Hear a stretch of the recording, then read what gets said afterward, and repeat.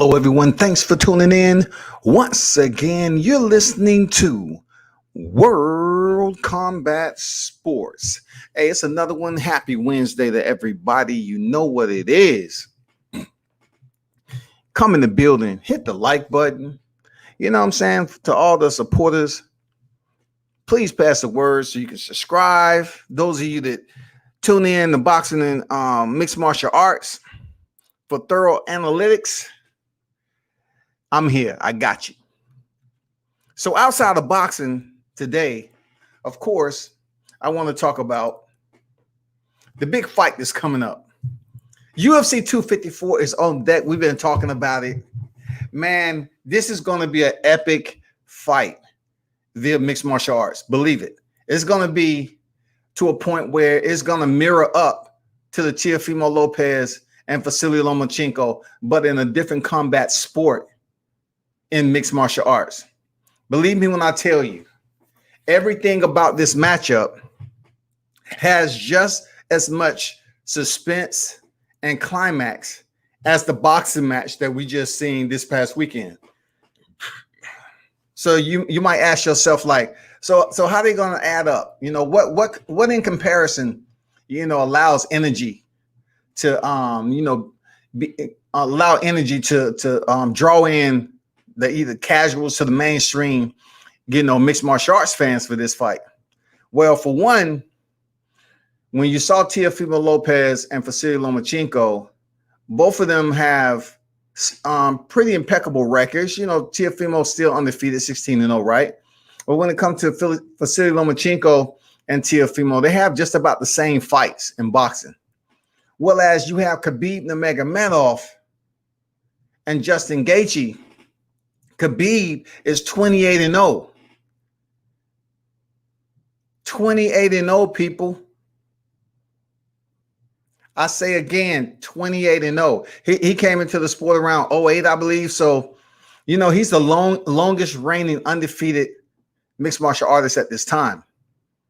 That's a long time. That's like 12 years. You know what I'm saying? That's like 12 freaking years, y'all. And then you have Justin Gaethje. He started his career in 2011. He's 22-2. But the good thing about, the most important thing you need to know about Justin Gaethje is that he's finished 19 of his 22 victories. He's finished 19 of his 22 victories. So what does that say about somebody like Khabib, who goes in there to beat, brutalize, force submission? He just goes in there to degrade his opponent's will and confidence. Justin Gaethje, on the other hand, enjoys a firefight. He enjoys a firefight so much that the only 2 losses on his record was because he stayed in the firefight too long, people, against 2 quality top-tier oppositions in Eddie Alvarez and Dustin Poirier. So now you look at that, 2 losses back to back. Like Justin Gaethje was a champion in the WSOF, World Series of Fighting. He came over to the UFC. He was undefeated. They was waiting for Justin Gaethje to come over here. After all the off the top fence backflips, we was waiting. He didn't take those soft touches. Justin Gaethje wanted to fight the best. And we're going to get into their resumes and let you take a peek at his opposition. But this fight right here, UFC 254, the main event, is going to be absolutely on fire. Over from Abu Dhabi, Yas Island, it's going down. Let me get to the live chat. G-Man Boxing in the building. Khabib, Kano Loco Sports in the building. Salute to you. Appreciate that, Kano. G-Man said, Khabib submission 4th round, Gaethje will become tired in the later rounds. I think Khabib dad passing away. Shout out to Abdul Manoff, his dad, Abdul Manoff, who had COVID-19 complications and ended up passing away, has been an intricate staple, not just as a father, but in the life of Khabib's training as a combat specialist, a tactician. Hey, the man was highly respected by Khabib. You know, you might say that's his dad. No. Not just because that's his dad. Khabib had the utmost respect of his father still, as people have with religion. He kind of feared his father. His father was that type of individual in his life. So much blessings and rest in heaven to Abdul Manaf. Khabib will become the hot when he beats Gaethje in St. Pierre. Well, they're talking about it. And see, I like good input so I can respond off the rip, because some people, you know, they just like hiding behind icons and looking shit up. But okay, like G-Man said about GSP, that is talk. And I'm going to get back to that. That is just in the talks right now. If indeed he beats Justin Gaethje, they're talking about a potential clash, somewhat of a super fight between considerably the best welterweight ever in the UFC in mixed martial arts. They want to give that claim to GSP, but that would be a damn good fight. The big question mark is what weight? What weight? It's no way GSP makes it to 155. 155 is the current campaigning weight where Khabib is absolutely tearing people apart. So what weight? We're talking about a GSP who fought at 85. Where are they going to fight? Khabib's never fought at 170. We'll get back to that, G-Man. Good point, though. Good point. Good input, man. Connell's here to give you a thumbs up. Can't stay, though. UFC not my sport. Man, it's all good, Connell. You know what it is. It's all good, bro. But I think it will be competitive for the first 2 rounds, maybe 3. Then by Gaethje will tie out. Man, G-Man think Gaethje's gonna damn blow the gas tank out. You know what I'm saying? So once again, that's the plan, G-Man. That's the plan that Khabib has already, you know. That's the plan. You know, to become 30-0 and then fight George St. Pierre.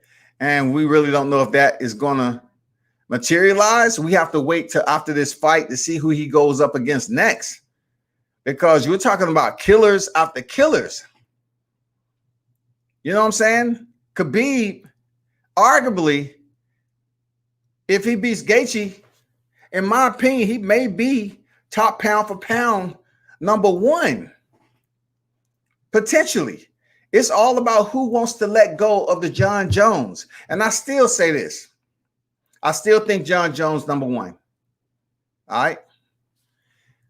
Hey, let me know if you want to jump on and talk this mixed martial arts there, G, man. You know, don't be shy. I invite you come over here and have a dialogue. It's no competition. I'm just talking about a dialogue. If you want the link to come on here and talk some boxing, man, some MMA, then by all means, man, you know, let me know. I'll drop the link to you. I'd rather see Usman versus GSP, not gonna lie. Well, that'll be more accommodating to the weight standards that he's competed at. And that's a solid point. That would absolutely be more equitable for his weight class, especially going in there and defeating Michael Bisping for that middleweight title. So, of course, but for a super fight, so to speak, GSP and Khabib, the weight will be a problem. Will we see GSP come down to 170? Because to be honest with you, I do not see Khabib going up to 185 to accommodate and appease George St. Pierre. Look, it wouldn't even be logical. It would lack competence. It would lack absolute competence. And we all know Khabib in the fight game is a very competent fighter. There's no way he'll go up to 185 for that. TJ in the building, what's good? I need to stop being biased and learn more about MMA. Glad your channel is here. Thank you, brother. Appreciate that all the time there, TJ. Appreciate your support. It's all good. You know, I'm just here to give you content, man, on what I know. I appreciate everybody who stopped in. So, UFC 254 is going down in Abu Dhabi. Let me give you October 24. Now, I want you to understand one thing. October 24th at 2 o'clock p.m. 2 o'clock p.m. You saying to yourself, why 2 o'clock? Because there Their current location is at Fight Island, Abu Dhabi. So it's going to come on a little bit earlier. So the one thing, the other thing you need to know is PPV. I'm talking about the way the UFC has been putting on cards and making them PPV. It's good for their organization. It's good for mixed martial arts. Boxing can do the same if they just link up the right opponents, the right matchup to throw a PPV. But the beauty of what the UFC does is that their fan base, they may wholeheartedly support the main event. You know what I'm saying? They may wholeheartedly support the main event and tune in and see it. That's why it does pretty decent numbers, like Gaethje, Tony Ferguson. You're talking about Justin Gaethje, who has what, 4 performance of the night bonuses? We're talking about a guy who lost back-to-back twice with 2 top-tier guys, and Dustin Poirier, who's been in there with Khabib Nurmagomedov, and Eddie Alvarez, who's absolutely earned a championship belt in every organization and has some of the most memorable, tough fights in mixed martial arts. He is absolutely one of those guys. And Justin Gaethje fought the wrong fight against him, and both fights he lost. But he rebounded though. And we're going to touch bases on that for sure. Why don't you make the weight in the IFC like boxing, like in the UFC like boxing? Because there's no way they can do that. And I'm going to tell you why. Solid question. The reason why they cannot mirror up the weight classes is due to the amount of divisions and the individual's average weight in which they compete. The average weight for which they compete is much different. We're talking about the 3 to 5 rounds versus, boxing 4, 6, 8, 10. We know boxing has more accountability to their roster than mixed martial arts. There's more boxers in a sense than mixed martial arts. May not be on the even I think the females, those numbers are pretty leveled out, man. It's a lot of females that's joining mixed martial arts instead of boxing because of the pay and trying to work for a championship. Seriously.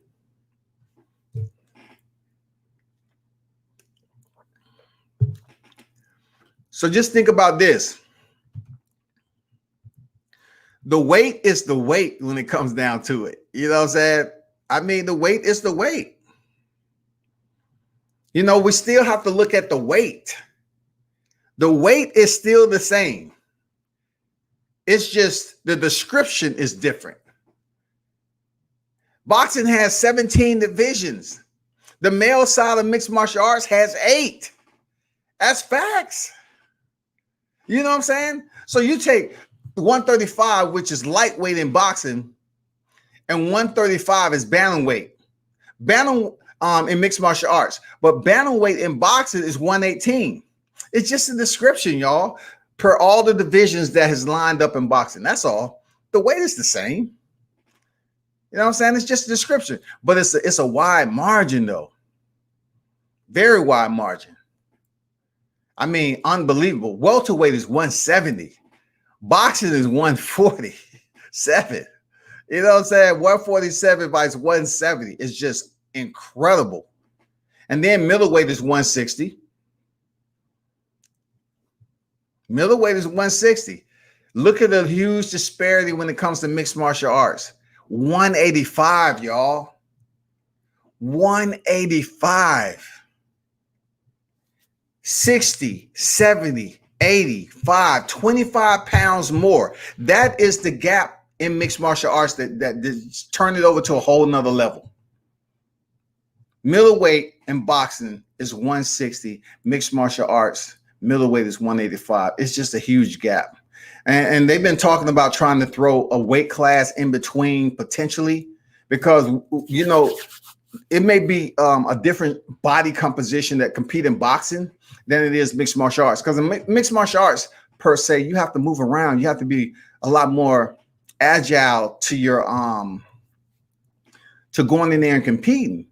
you know, your offensive strategy is much different. We know that from boxing. You're using all layers from top to bottom to defend and offend. You know what I'm saying? So that makes it a lot more complex in learning ground game, you know, takedown defense, striking with kicks, every part of your body from knees, kicks, where you're going to place the kick. And then you have to work on your hands. You just can't go up there and say, okay, I took Muay Thai, but I don't need boxing. I took kickboxing, but I don't need boxing. You know what I'm saying? I took Taekwondo, and you damn sure need boxing, because Taekwondo is a foot-orientated combat sport.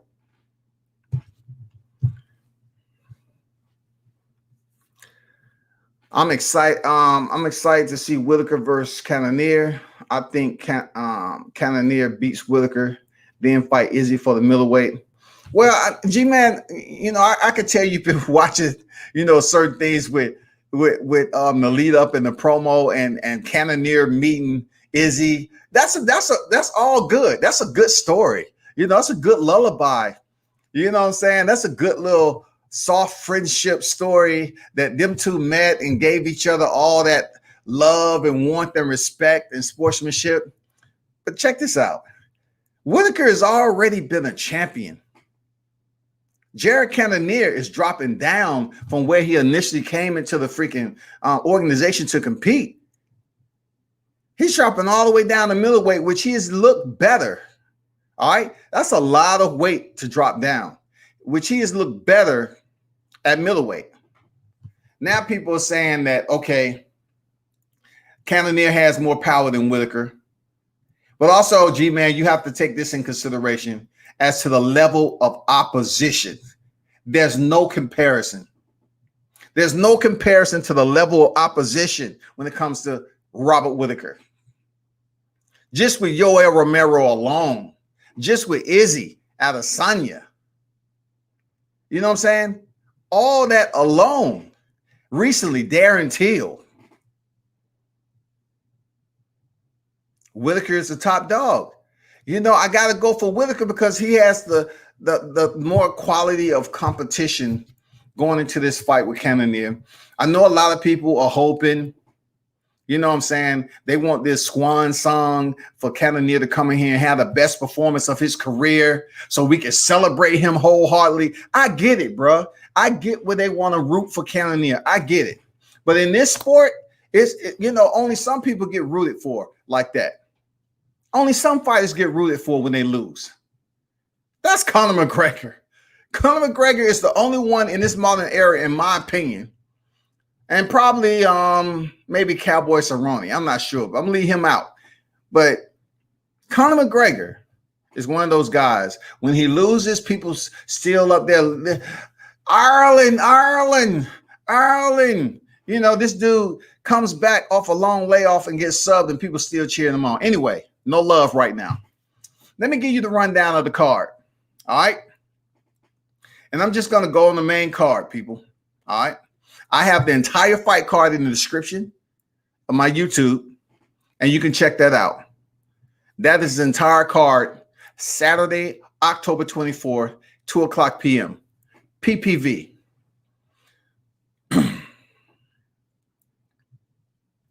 So, of course, the main event is going to be Khabib Nurmagomedov. And, you know, I'll do you one better. Let me, you know, those of you that's tuned in, I'm going to share this screen right quick like. You know. I'm going to wait till it come up. Leroy in the building. What is good? LT, salute, man. This is MMA Hour via UFC 254. You know where you at, World Combat Sports. So let's talk about this right here. Obviously is a legacy fight for both. All right. This is a legacy fight for both people. Khabib Nurmagomedov 28-0, Justin Gaethje 22-2. 32 years old, 31 years old is Justin Gaethje. If you look at the height, it's not too much of a separation with the height between these two. They will be contending at 155. Featherweight is 145. Bantamweight 135, and flyweight is 125. So this is considered in the middle, close to the middle of the weight divisions that's in mixed martial arts. This will be contended at lightweight. Featherweight is right below it at 145, give or take. They still in the lighter divisions. The reach is even, 70 inches in the reach. Okay, so if you look at the next card in the co-main event, that's what we just finished talking about. Robert Whittaker is 22-5, and Gerard Cannonier 13-4. Now, if you knew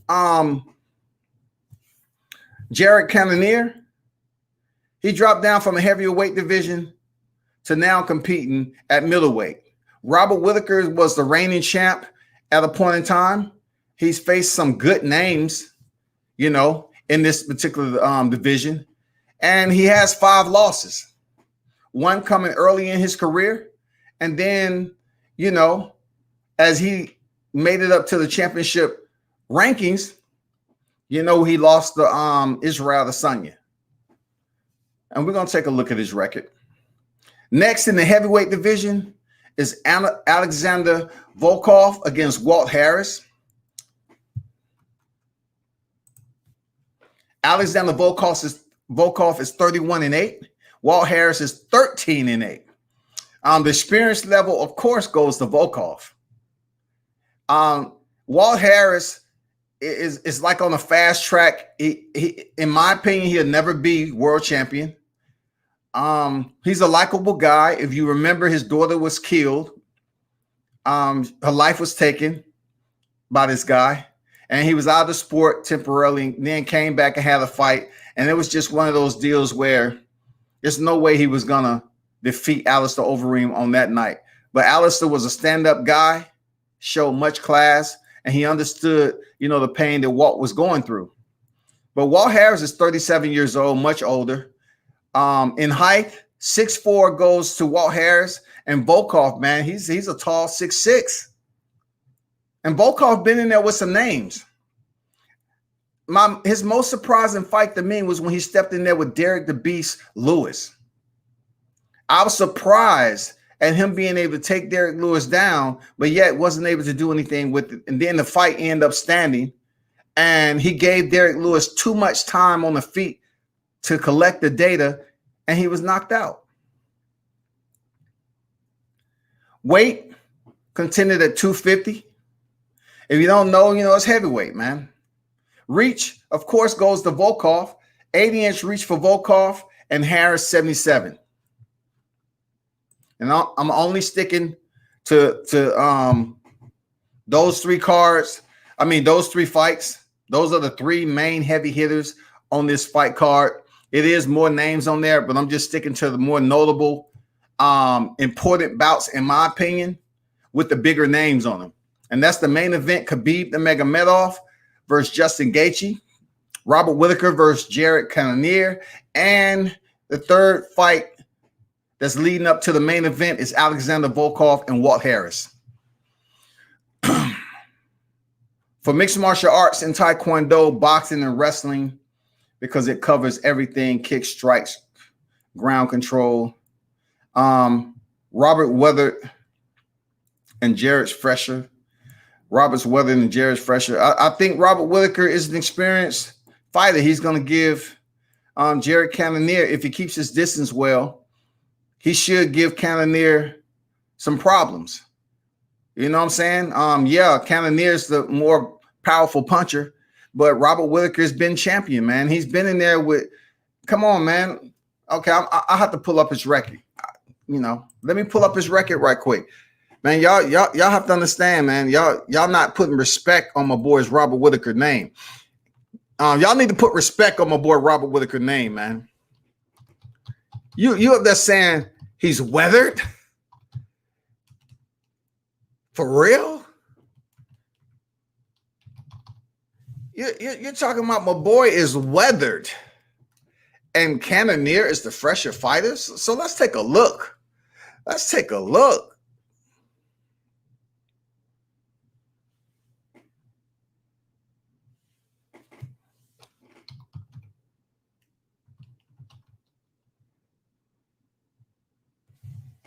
So let me pull up the Reapers on record. Let me get out of this screen share.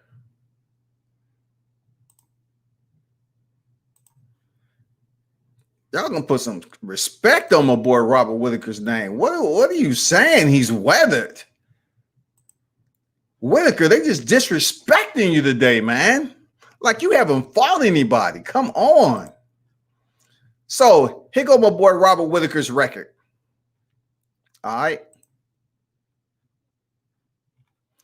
So Robert Whittaker, 21-5. Let's just take a gander at who he's been in there with. Tough opposition. Let's start with Brad Tavares. You know, Brad Tavares is also a fighter who stepped in there with Izzy Adesanya. Very respected. Clint Hester. He was a growing prospect in mixed martial arts, but you know, he just couldn't get that continuous win streak. But let's talk about the early losses of Robert Whittaker. 2014, right? 2011 to 2014. This is before he was at Legend FC 6, Hoon Kim. Then CFC 21, Jesse Suarez. And then he went up to my man Court McGee, you know, with the beard. It was a lot of energy going, you know, with him too. But he didn't quite, you know, live up to the billing. And then, of course, he went in there with Stephen Wonderboy Thompson. The same one. You know what it is. The same one that stepped in there with Tyron Woodley. You know what I'm saying? The same one. Let me pop that down. As you notice, this was contended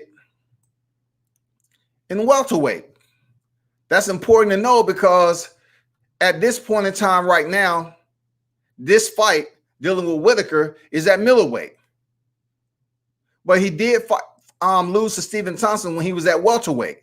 So, you know, they make transitions through these weight classes, but not as rapidly as boxing. Mixed martial artists,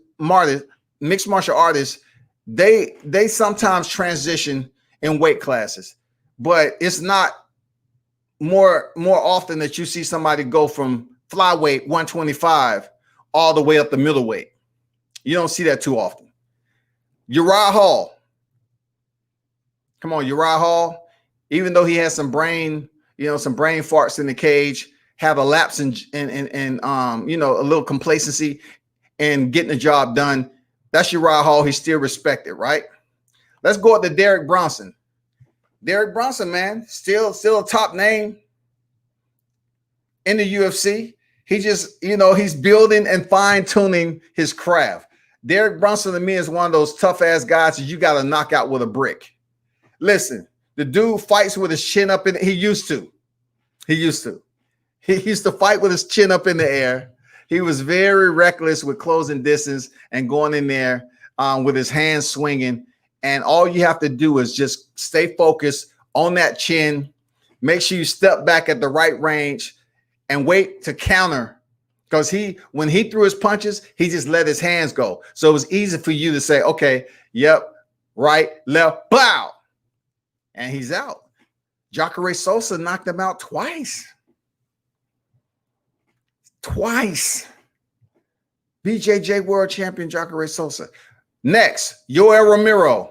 One of the most explosive dudes in mixed martial arts, man. I don't give a damn how old he is. Yoel is a freak of nature. One of the best open workouts I ever seen in mixed martial arts.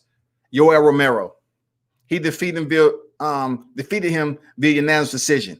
Then, that was in 2017. Then in 2018, he steps in there again with Yoel Romero.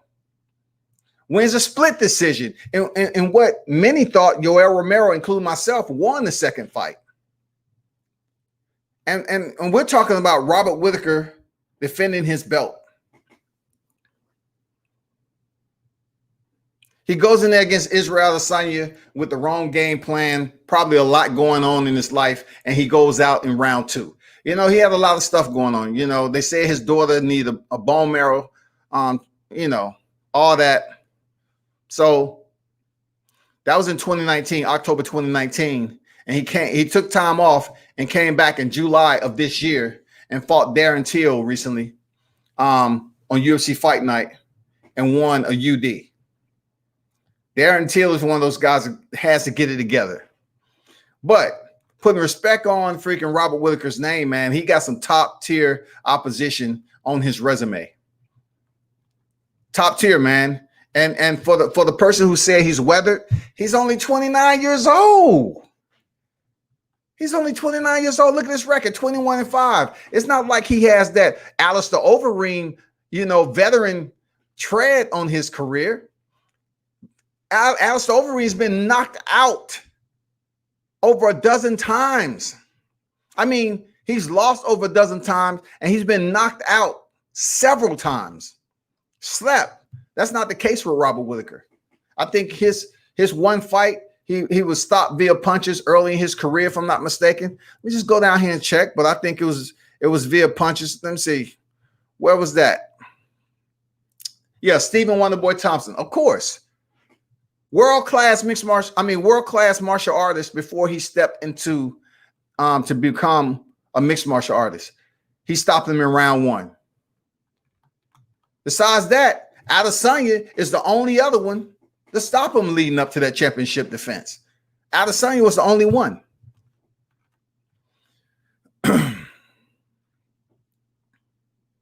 But G-Man, I'll let that pass. He is weather 5. I mean, not G-Man. I forgot who put that up there. Leroy, you can ride with Gaethje all you want. He ain't beating the grappling and wrestling master in UFC GOAT Khabib. You know what, G-Man, I have to co-sign. Seriously, I have to link up with you on that. It's hard for me, being as non-biased as I possibly can when it comes to covering combat sports. I just can't see. Khabib is cut from a different freaking cloth, y'all. His whole mindset when it comes to what's wrapped around his heart is a different fabric. When it comes to competing, it soaks up punishment differently. The adrenaline output that Khabib has going in there to break down and make his opponent submit is absolutely brutal and full of mayhem. And it's a controlled mayhem because basically you know what he's going to do. Khabib is going to, give you, if he likes you, he might give you a little head thanks or whatever. He don't do too much dancing around and shit. It's not dancing with Khabib. He might give you a head feint if he like you, but any other time he make it seem like he's going to come in with a couple of punches, 1, 2, and then change levels. And before you know it, ask Conor McGregor. He's already on. All he needs is one limb. That's it. And a lot of people, they was up here talking about how Conor McGregor was defending Khabib. It doesn't matter if you was defending for a matter of seconds. Just say 10 to 15 seconds, 20 seconds. Conor McGregor was defending. What was the ultimate result? The end game. He was able to get the takedown. Turn this corner, turn that corner. Let Conor momentum go this way, and he take it the other way. I mean, hey, that's what Khabib, the Sambo 2-time world champion, brings. His art, his specialty, y'all, is Sambo, wrestling and judo. And believe it or not, I enjoy judo, but the one thing about that sport, in order for anybody to compete in it, your body has to be durable. You have a lot of injuries in judo. You know, all the judo throws over and over again, it can really mess up your spinal region and you can find yourself in surgery. Robert weathered and okay, Leroy said that Robert's weathered and Gerard is fresher. Jared Cannonier, he might be fresher. But when you talk about the level of opposition, I have to check the box with Robert Whittaker and just riding with USA Gaethje. Look, I know how people in mixed martial arts, I know how people view some of the fighters in there because it's a lot of foreign fighters, right? Neighboring fighters, as I like to call them. But Khabib is the first Pakistani. He is the first one outside of the U.S. to win a freaking world championship in the UFC? Khabib, Dakistani. I mean, he's the first, 28-0. Now, I could criticize how he got the belt. You know what I'm saying? I could take that in consideration. Like, you know, from my understanding, he fought for a vacant title. But since then, no one's been able to take it away. And Khabib has reigned just like the former top two, Vasily Lomachenko. Khabib Nurmagomedov is number 2 right now behind John Jones. You know what I'm saying? So we'll have to give him that. Leroy said, you can ride with Gaethje all you want. He ain't beating the grappling and wrestling master and UFC GOAT Khabib. And to addition that, G-Man, is the fact that with that wrestling, the way he zip ties the legs and climb the ladder to get closer to your hips, when those punches start to rain down and you allow him to be successful, he then coaches you through the end process. The end state of Khabib is to beat you into submission. That is the first phase. He wants to basically soften his opponent up mentally. He wants to beat the living crap out of you. He just wants to take all the motherfucking desire and motivation and will to win, all the attrition. He wants to strip that away from punch for punch. And then when he sees your body start to give up from defending and trying to frame up, make it back to your feet, only get taken down again, all the energy. When he sees your body start to crumble, Khabib then goes for the submission because his job is done. 75 to 80% of communication in life is what? Nonverbal. Khabib is one of those predators, those apex predators that feels his opposition breaking down and withering away. And he goes in even stronger and stronger. That's what he does, man. D. Hodges in the building. Salute. I got Robert Whittaker because I know him. I got Harris. Youth will prevail. He said, got Robert Harris. Because I mean, who was that? Walt Harris? Walt Harris, youth will prevail. I don't know if you saw that or not, but let me pull this back up for you. You say you got Harris, youth will prevail. Harris is 37 and Volkov is 31. Harris is damn near close to his 40s. But I got you, D. Hodges. Hey, appreciate you stopping through the input. It ain't no, you know what I'm saying? You don't have to be perfect at this shit. Alexander in the building. What's good, man? I got Harris, Cannonier, Khabib. No, I'm not racist.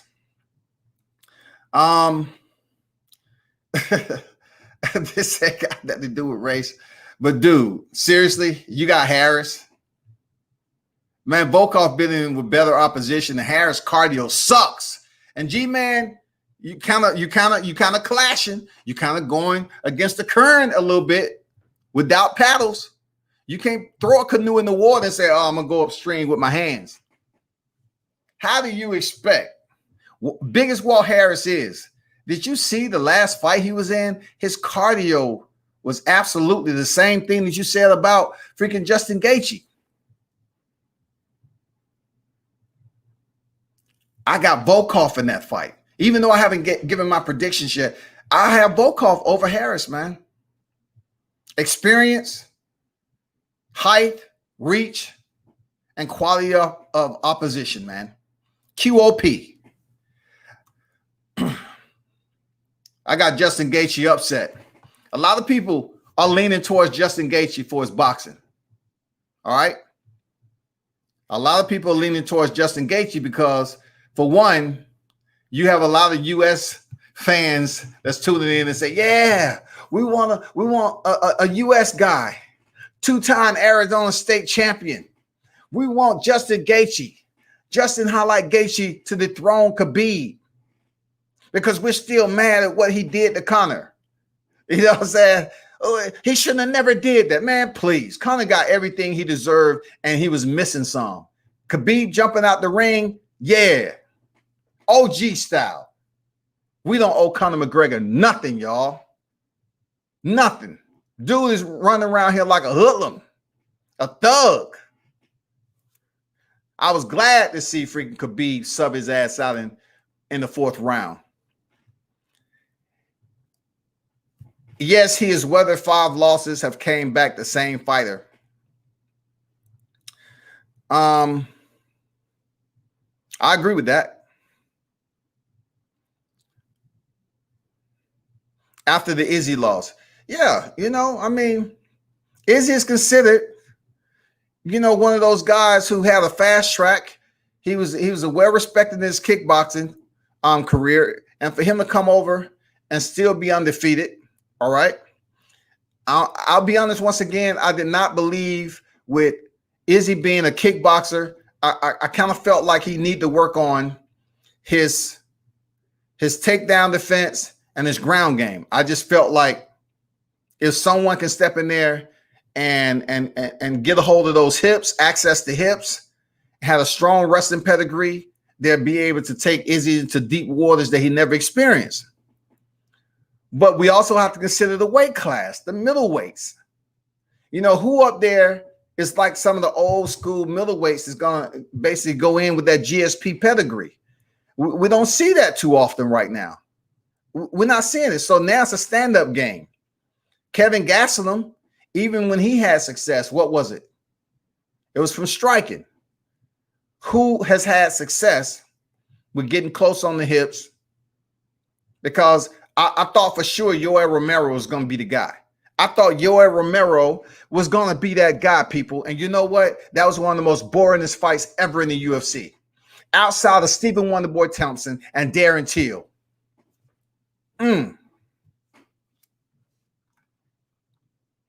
Speaking, Robert has mileage on him, but he's still a valid opponent.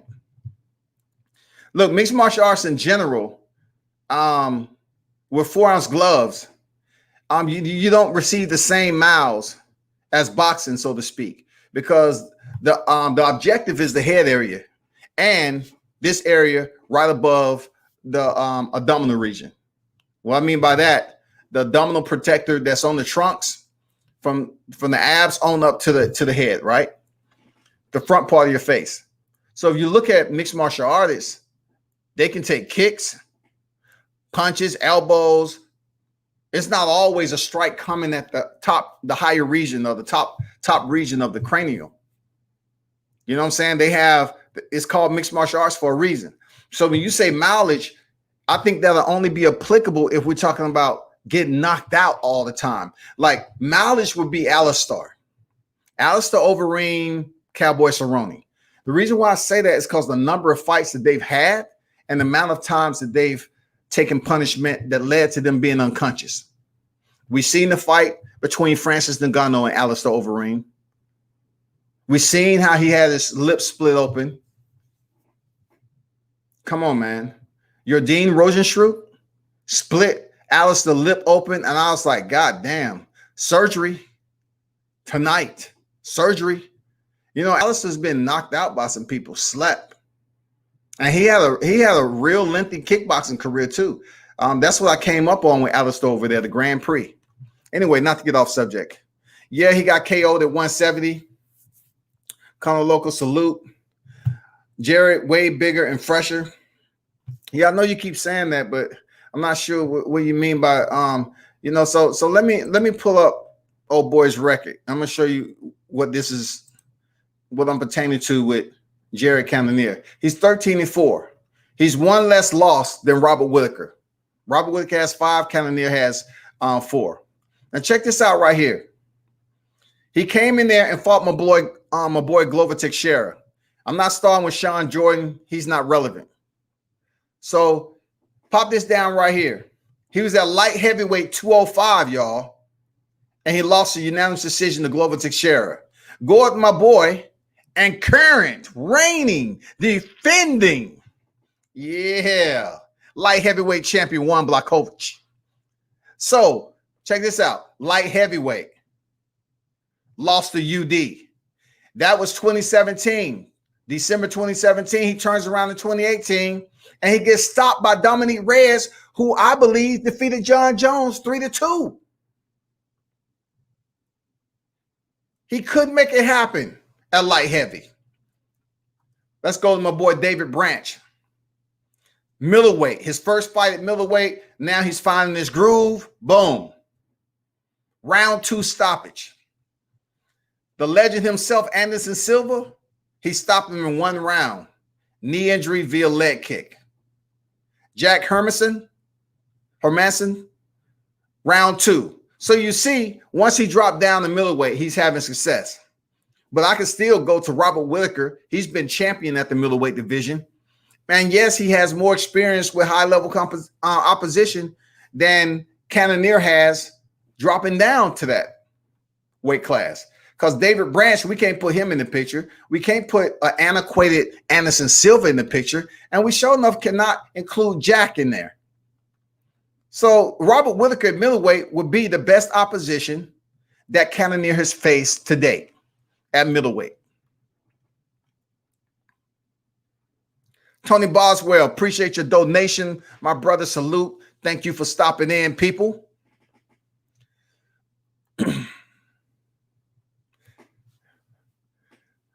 Jared's going to KO him. It's possible.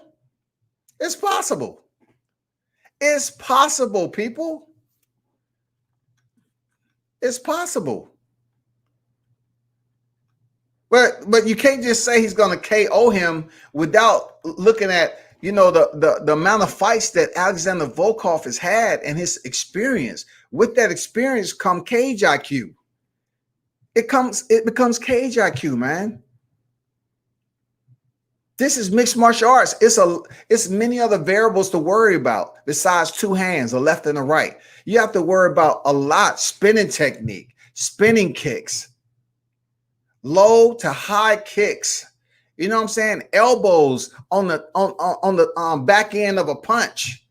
It's just, and then that's not even talk about the ground game, the wrestling. It's so many other variables to worry about. If a person start landing shots on you, you need to switch it up. I'm pretty sure in the gym, his opposition is going to be like, okay, let's get some wrestling coaches in here. Let me work on my freaking takedowns. Let me work on my takedown defense. If he's a hard hitter, let's try to get in on those hips and get a takedown. But I'm going to tell you, Cannonier is not easy to take down. I'm being honest. He's not an easy guy to take down, man. Robert has a lot of wear and tear. Okay, heard that over and over and over again. And I gave Tony Boswell a shout out. Appreciate you. You seen the Rob's Wars. Tell me he's not weathered. Jared's fresher and bigger and hungrier. He's not weathered. He's not. Robert Whittaker is not weathered. I mean, I like the word and everything. It's an adorable word, but why isn't that word being used for other fighters who's taken punishment also to consider somebody weathered? Yeah, Cannonier is way more hungry for the title shot than Whittaker. It was show on Saturday. You know, I'm not here to go back and forth on who's hungry or not. You know what I'm saying? I'm pretty sure Cannonier is hungry. You know, of course he wants that big shot. He wants to be in the talks to face Izzy. Of course. That's a huge payday for these mixed martial artists. Of course, man. Of course he wants that shot. It'd be a fool to say this man is just going in there for a paycheck. No, he wants the shot at the title, man. If he can go in there and derail Adesanya, guess what? We're talking a whole nother ball game right now.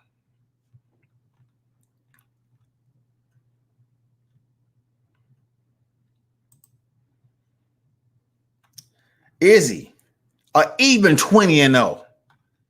I got to take you through his record. Easy. Look, even 20-0. We're going to start with my boy Marvin Vettori. Tough fight, split decision. That's when I felt that Izzy was a little shaky, but he's still honing in on his craft. And the only reason I'm bringing up Izzy is the fact that people keep, you know, going back to the Cannonier and Adesanya shaking hands and showing, you know, that bro love, like it's a potential fight out there. And if he wins, it potentially is. So Brad Tavares, who also two different people, common opponent. Brad Tavares, Derek Brunson, who I mentioned earlier, Anderson Silva. You see the commonality in opponents, right? It doesn't change until you get up to Kevin Gastelum.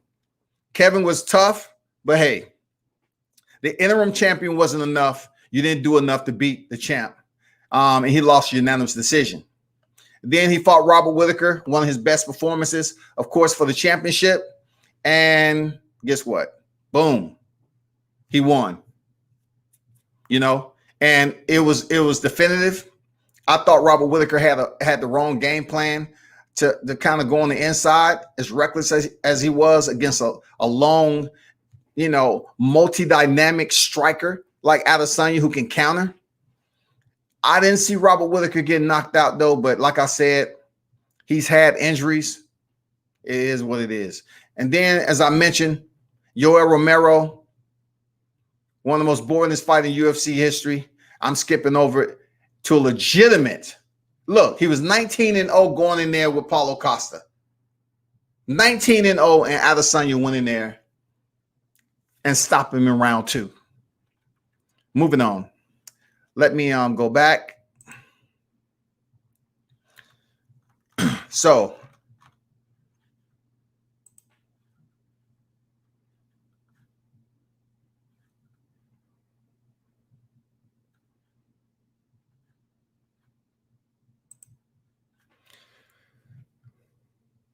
I think Jarrett beats Robert, just my opinion.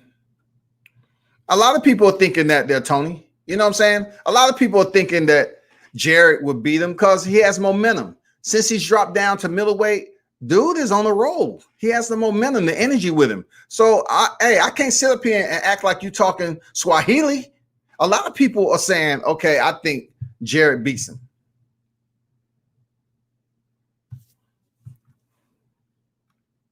It's going to be a good fight, man. But I have to go with the QOP. Much respect, G-Man Boxing. Almost done with the workday. Good to you. Michael Johnson, what's good, man? Excellent job with your interview yesterday. I appreciate it, bro. Appreciate it. Thanks for bringing it up. If you haven't checked them out, check out my interview with David McWhorter, the manager of Teofimo Lopez, and also my interview for a second time, rising sensation Jahai Tucker, welterweight fighter, second professional win recently on the Teofimo Lopez and Vasily Lomachenko undercard. Very motivated, young, hungry lion, signed with Top Rank before he even had one professional fight. This man had no professional fights whatsoever and gets signed with Top Rank and had a quick turnaround. Shout out to who is Jahai Tucker.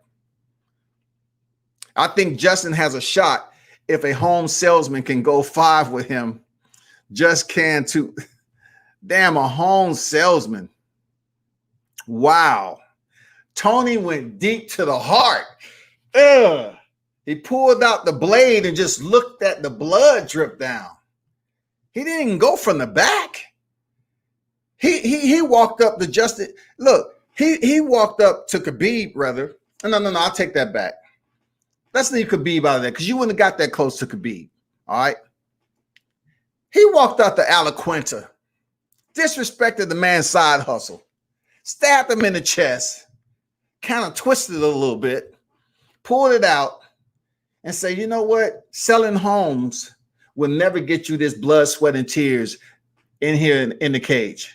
You can sell and flip homes all you want. Foreclosures, you can goddamn get the lead and go over there and see how much money you spend for fixer-upper. But real estate agents get no respect in the cage. Damn, man. You went in on my boy Alaquenta. I like Alaquenta, man. Shout out to Matt Serra, man. Still one of the best upsets in mixed martial arts when he defeated GSP. Still one of the best. You know what I'm saying? Damn, this showed my man. He said a salesman. He didn't even give Alaquenta credit for being a fighter with dignity. He didn't put respect on my man's name. He said Khabib went 5. Look, I ain't gonna lie. Alaquenta was a last-minute replacement. Alaquenta did some things in there. And I'm like, damn, Alquinta, all you have to do is go back, work on some stuff, and I think you'll do good with Khabib. Khabib couldn't keep him down when he had him down. And Alquinta went 5 rounds easy. The last 2 rounds, it was a standing battle between these two. And I was like saying to myself, damn, Alquinta looks good for a last-minute replacement against Khabib. But let me go back for a minute. I want to show you something. And this is how boxers always talk about this, that, and the other when it comes to titles, right? Check this out.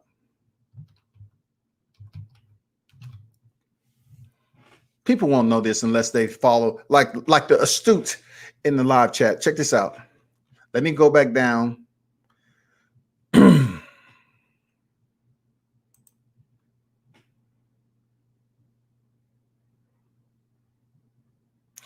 UFC vacant lightweight championship. Just thought I'd throw that jewel out there with you. It was for the vacant title. He followed last-minute replacement. They didn't want it to go to waste, people. So they brought in Alquinta as a last-minute replacement for the lightweight championship. But you don't hear nobody talk about it. I just dropped that jewel just so you can know. You know what I'm saying? Just so you can know. That's all. So,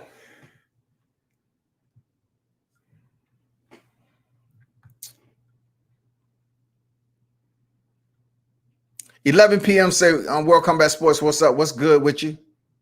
When Izzy fought Yoel Romero, kind of showed me he isn't ready for the big boys such as Bones Jones. Shout out to John Jones. Romero is a challenger, but come on, Izzy could have done something too. You know, I totally agree with you wholeheartedly, 100%. There, 11 p.m. You know what I'm saying, about to strike midnight and figure out that's one of the boringest fight ever. That's my top 2 boringest fight. Now, I used to dog the shit out of Johnny Hendricks, that lay and pray shit he was doing. I'm glad freaking Robbie Lawler beat his ass. But top 2 people, top 2 of the worst fights ever in this era, man, was that fight between Izzy Adesanya and Yoel Romero. Man, he said he was going to be the first one to stop him. He said he was going to be the first to stop him, and they come out there just, oh, shit. Nope, I don't want to do nothing. I'm like, come on, bro. No.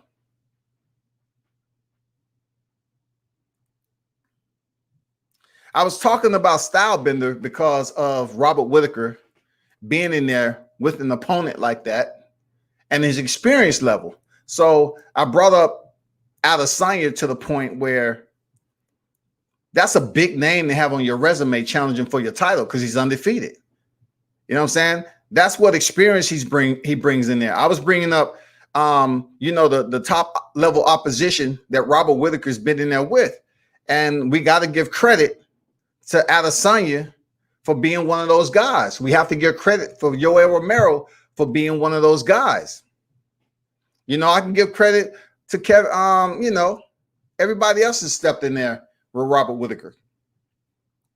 I just felt that Adesanya, still undefeated, he's had that cage experience, and it's going to play a significant role when he steps in there this Saturday. It's going to play a significant role, man.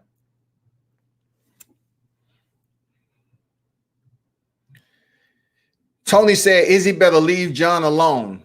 He will be put to sleep. Look, when you talk about mixed martial arts, right? When we was able to witness Vasily Lomachenko get defeated by Teofimo Lopez. See ya. John Jones and Israel Adesanya may in fact be the largest grossing mixed martial art fight ever in the history of the sport. Ever in history since 93. Ever in the history of them being sanctioned to do it the right way. Ever. John Jones, Adesanya, if it happens sometime in 2021, it will be the largest viewed mixed martial arts fight ever, and the numbers will compete with some of the boxing matches that we've seen. Guarantee it. Similar body types, very long rangy strikers. I will have to give the edge to John Jones because you're talking about a man who's coming off the suspension and going into championship fights, but that's for another day. I'm just answering the live chat. Tony Mad Fat Bone crushes Izzy.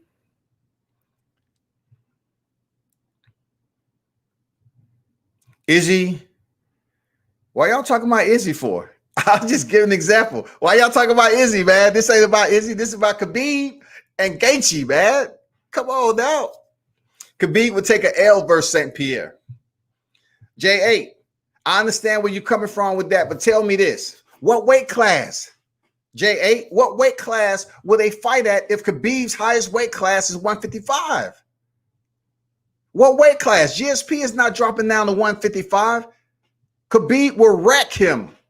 Khabib will destroy GSP at lightweight. Destroy him.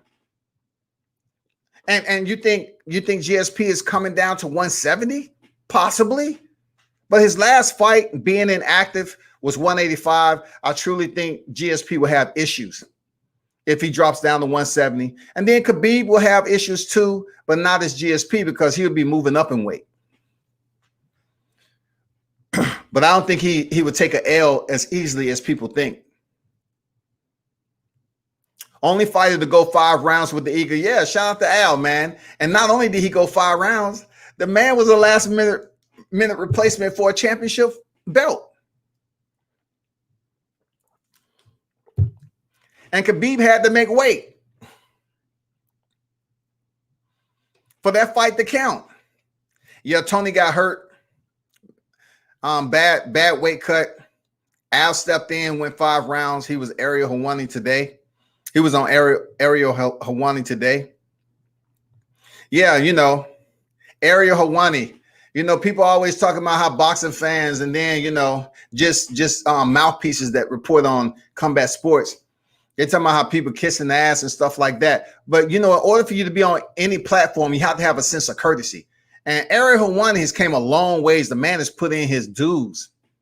But if you want to talk about him and his falsetto type questions, Ariel Helwani has mastered how to rise his inflection.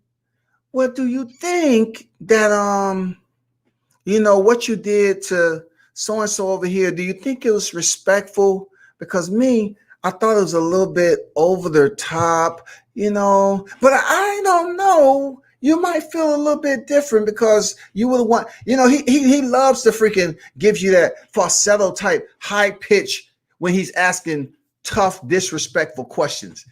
And a lot of people, you know, they don't take him serious when it comes to him being disrespectful. But you have to have a sense of respect and common decency when talking to these fighters. They are fighters at the beginning and end of the day. And some of these guys will slap the taste out your mouth. Shout out to Ariel, man.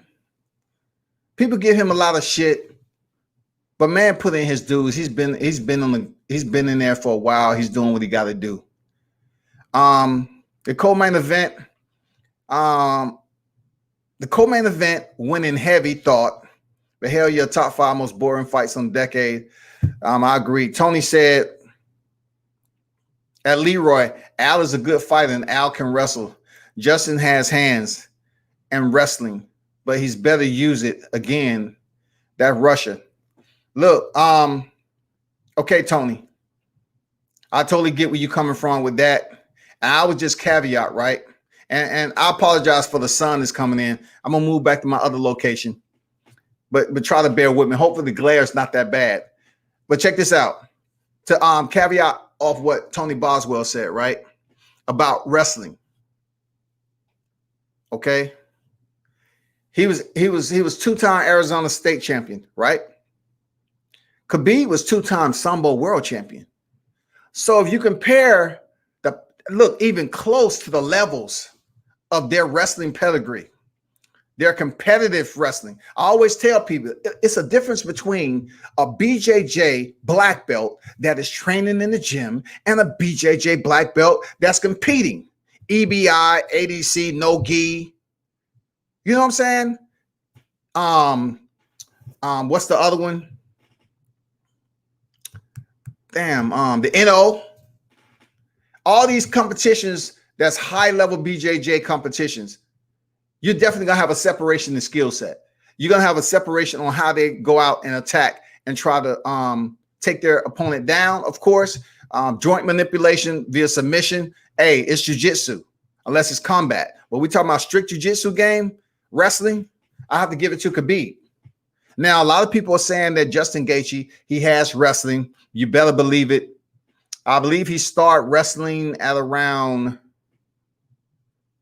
I want to say 4 years old, but I'm not sure. But anyway, he's been wrestling for quite some time. And he feels, since no one has seen it, it's going to be even more surprise. But with wrestling comes what? The excuse that Justin Gaethje uses. Justin Gaethje's excuse for not using wrestling was because it tires him out. It gases him out. He said that. I respect him being honest. He said, wrestling takes more energy from you. So if I'm looking at Khabib and Gaethje, and Khabib being the pressure fighter that he is, up against the cage, that's where he wants your back. No more space to move. That's gonna deplete some type of energy for Justin Gaethje early. If Khabib is able to take him up against the cage, put him up against the cage, keep him there, have him fight, for being taken down, using up all that energy. Khabib can even let him go, which is not going to happen, reset, and go back in for another takedown, and really just play with him, play with his food a little bit so he can use that energy. The one thing about it, that's Khabib's lifestyle in the cage. Continuous takedowns, continuous closing the distance. That's what he does. He loves it. So who's going to benefit off that? Who's going to benefit? Khabib. Now, from what I've seen on the last Tony Ferguson fight, people, look, Justin Gaethje boxing was on fucking point. Like, that's the best I ever seen his hands move in the cage. I was like, unfreaking believable. This dude looks sharp against Tony Ferguson. Tony Ferguson had a nice, solid win streak, too. Tony say, yeah, I have seen Ariel has pissed a lot of fighters off, and that's why I like him. Yeah, Ariel gets a pass because no one is really afraid of Ariel. But then again, when you're a smug and they know that you haven't really laced up a glove, and stuff like that. Daniel Cormier, DC, said it best to Ariel. Ariel's like, hey, I'm thinking about, lacing up the gloves. And I think he was talking about, getting some sparring. I mean, trying to train or something for once or whatever. And DC just laughed. He's like, come on, Ariel. Come on, man. No, you're not. Just stop it. Just stop it. And, Ariel was talking about how this girl was bullying him back when he was in school, and DC was just going in on him. But people give Ariel a pass, man, because they don't see him as a threat. He's just that type of reporter. Tony said, WCS, I have to give you respect for the way you break these fighters down. Much respect. I appreciate it, Tony, man. Real talk. You know what I'm saying?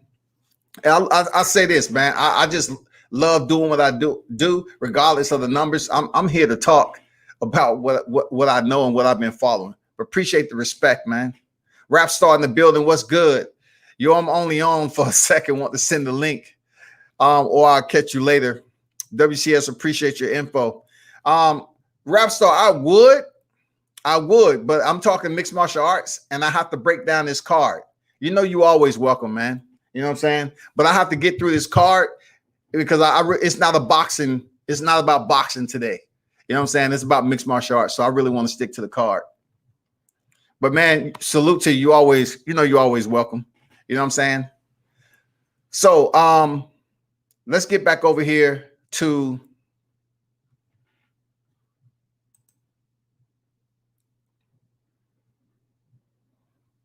Alexander Volkov. So let me pull up Alexander Volkov.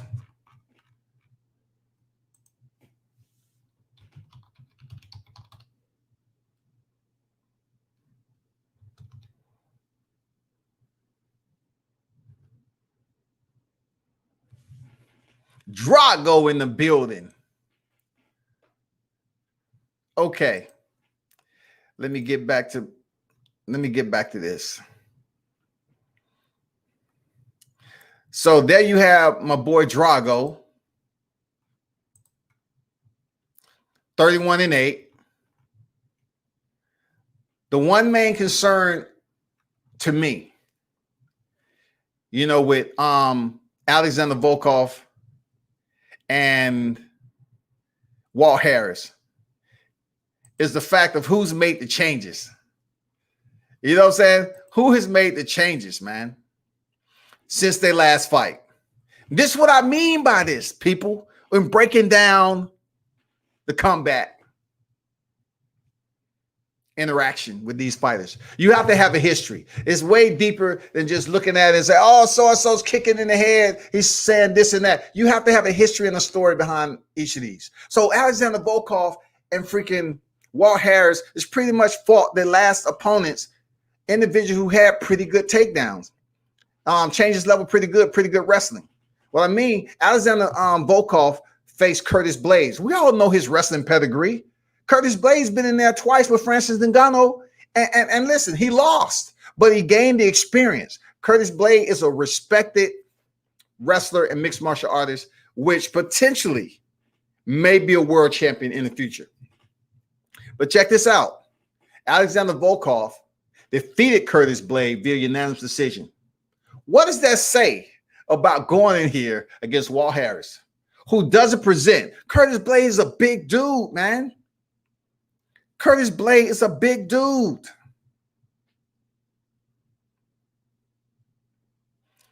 I'm waiting on somebody to correct me.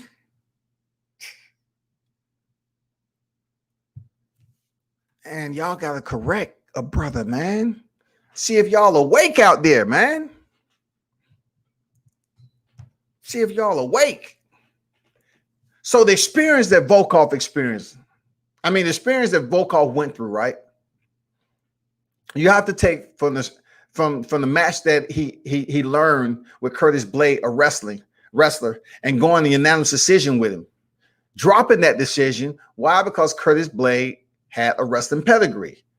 I was waiting on somebody to goddamn pop up because you just can't sit up here and give scripture all the time without saying something incorrect. So therefore, you take the history of the last match of Volkov and went in there against a wrestler who's been in there with Francis Ngannou twice. And Volkov dropped it to a wrestler. So now you take just an equally bigger guy in Walt Harris, absent of the wrestling pedigree of Curtis Blaydes. It may be easier for Volkov to go in there and use his hands and kicks on Walt Harris. And also Volkov has better cardio than Walt Harris. Walt Harris gassed in damn near at the end of the first round in his last fight. Let me go to Walt Harris, 13-8. Big dude. Alistair over in round 2. So he gassed at the end of the first round, like I said, and ground and pound was there at round 2. You know what I'm saying?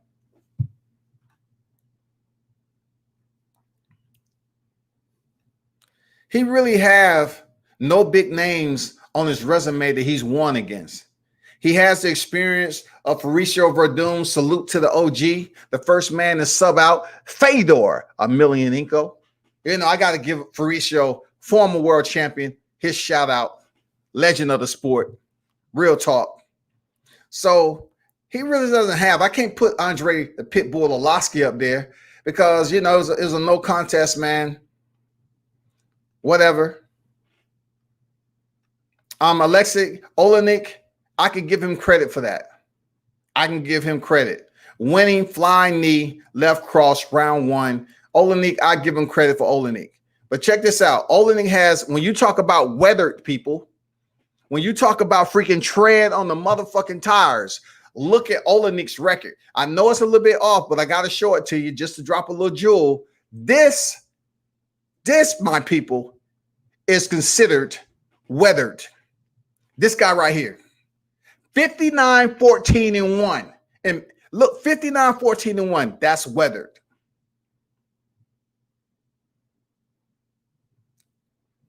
Look how old he is, people. 43 years old.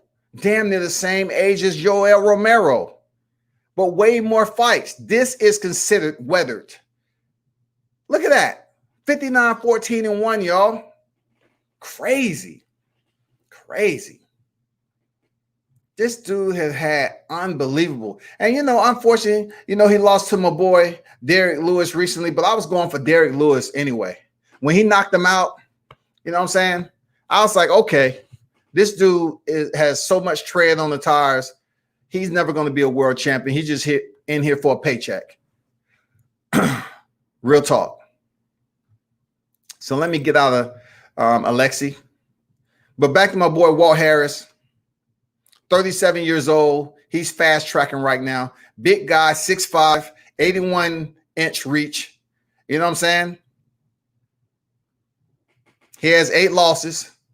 And if you go down to his 8 losses, I'm only concerned about the UFC. So the UFC, he has 1, 2, 3, 4, 5 losses out of his 8. 3 was outside the organization. I believe Volkov can get it done. I said this earlier. I truly believe Alexander Volkov can get it done against Walt Harris because unless he's trained a bit better and worked on his cardio, man, we just can't use the excuse he's a heavyweight. He needs to work on his cardio even at heavyweight to make this even competitive fight. Volkov lost to a wrestler. He has the experience. Walt Harris is no way the wrestler or Curtis Blade, and it's going to be tough for Harris.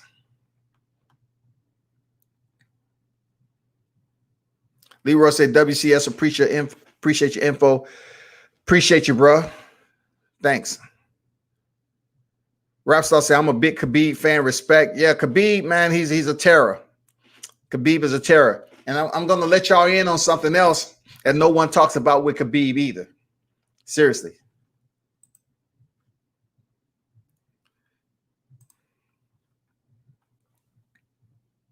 The sun is coming in, people, so bear with me. I'm going to move over here. So,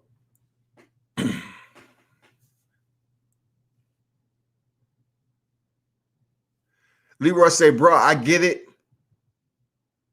The records and stats, I'm just going with USA all day. It's all good, man. I can't do it. That's not just the way I do business, just going with USA. That's extremely biased. Plus, there is rich talent outside the perimeter of USA when it comes to fighting. Being that I had the opportunity to go overseas and everything, I got mad respect. Japanese fighters, Korean, the Aussies, the Irish fighters, Russians. It's a lot of Russians who train in Korea, believe it or not. South Korea, for real. It's a lot. China. Hey, don't forget about China. You got Weili Zhang, that's the first Chinese champion. You know what I'm saying? Harris going to be patient and find the KO. Okay, we'll see. I'm not going to sit up here and debate it. You know what I'm saying? I can't sit up here and debate it, but hey, we'll see. Walt Harris is not Derek Lewis. Believe that. Walt Harris isn't Derek Lewis. Believe that. He don't have the power of a Derek Lewis. Harris probably wasn't in the right mindset in Overeem fight, but now he's probably feeling better and more focused, better training. I can give you that, possibly. But he took the fight.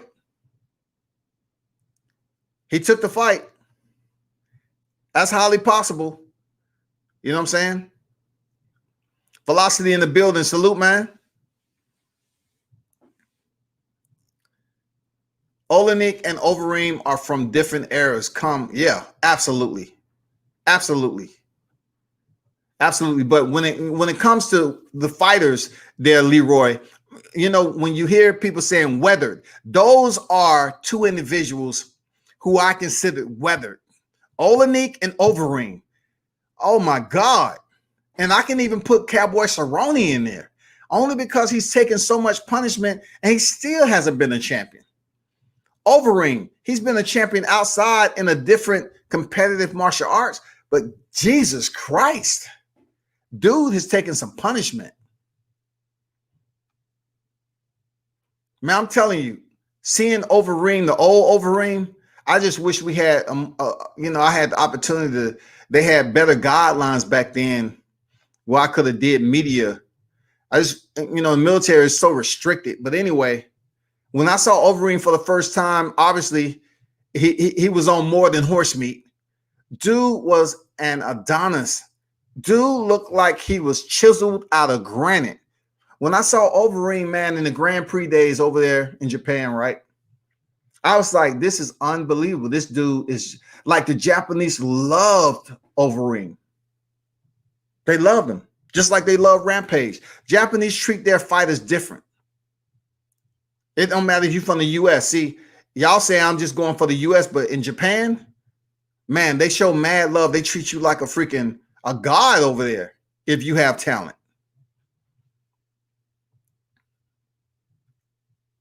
Harris play any college football? I forgot what Walt Harris played. I forgot. He might have. He might have played football, but guess what? You going in here with no pads on. All the shots you take is going to be bone to bone, flesh to flesh. So he's going to have to make sure he understands if he did play football and just say as big as he is, he was a lineman, he's going to have to use a bit more distance and space now. You're talking about a 30-foot cage, right?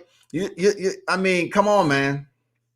You got 3 rounds, 5 minutes each, and you gassed at the end of the first round against Alistair Overeem. He's got to come in with a lot more to the gas tank, in my opinion. Because if you think Volkov haven't looked at the film and saw how tired he was and exhausted and pretty much surrendered, come on, man. They're going to take full advantage of that striking. And don't be surprised if Volkov put him up against the cage and deplete some of that energy early. Why not? Gamesmanship, you know what I'm saying? Gamesmanship, y'all. Demolition Man, absolutely, man. The Demolition Man. Leroy, see, that's what I'm talking about. He said never mind, he 37. I told you that. He old. He old. Walt Harris is on a fast track now. Now, one thing I will give him credit for, of course, is that he hasn't been in mixed martial arts for a long period of time. So therefore, some of his body has been reserved in that perspective. But when you look at Olenek and you look at freaking Alistair, they've been fighting for quite some time, people. And that, my friends, you cannot hide, like Vasily Lomachenko amateur record. You cannot hide that shit. It was good to be over there fighting little boys when you was a grown-ass man.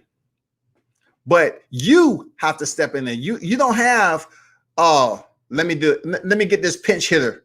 You're not sending a pinch hitter up in there and say, hey, go out there and hit for I'll run the base. No, in boxing, all those fights, mixed martial arts, all those fights, kickboxing, all that combined with your professional career is you. It's you.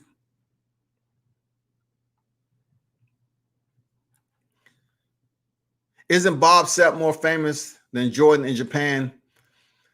I would say Bob Sapp, is one of those guys that's, I don't want to disrespect him by calling him a freak show, but Bob, Bob Sapp is like a freak show.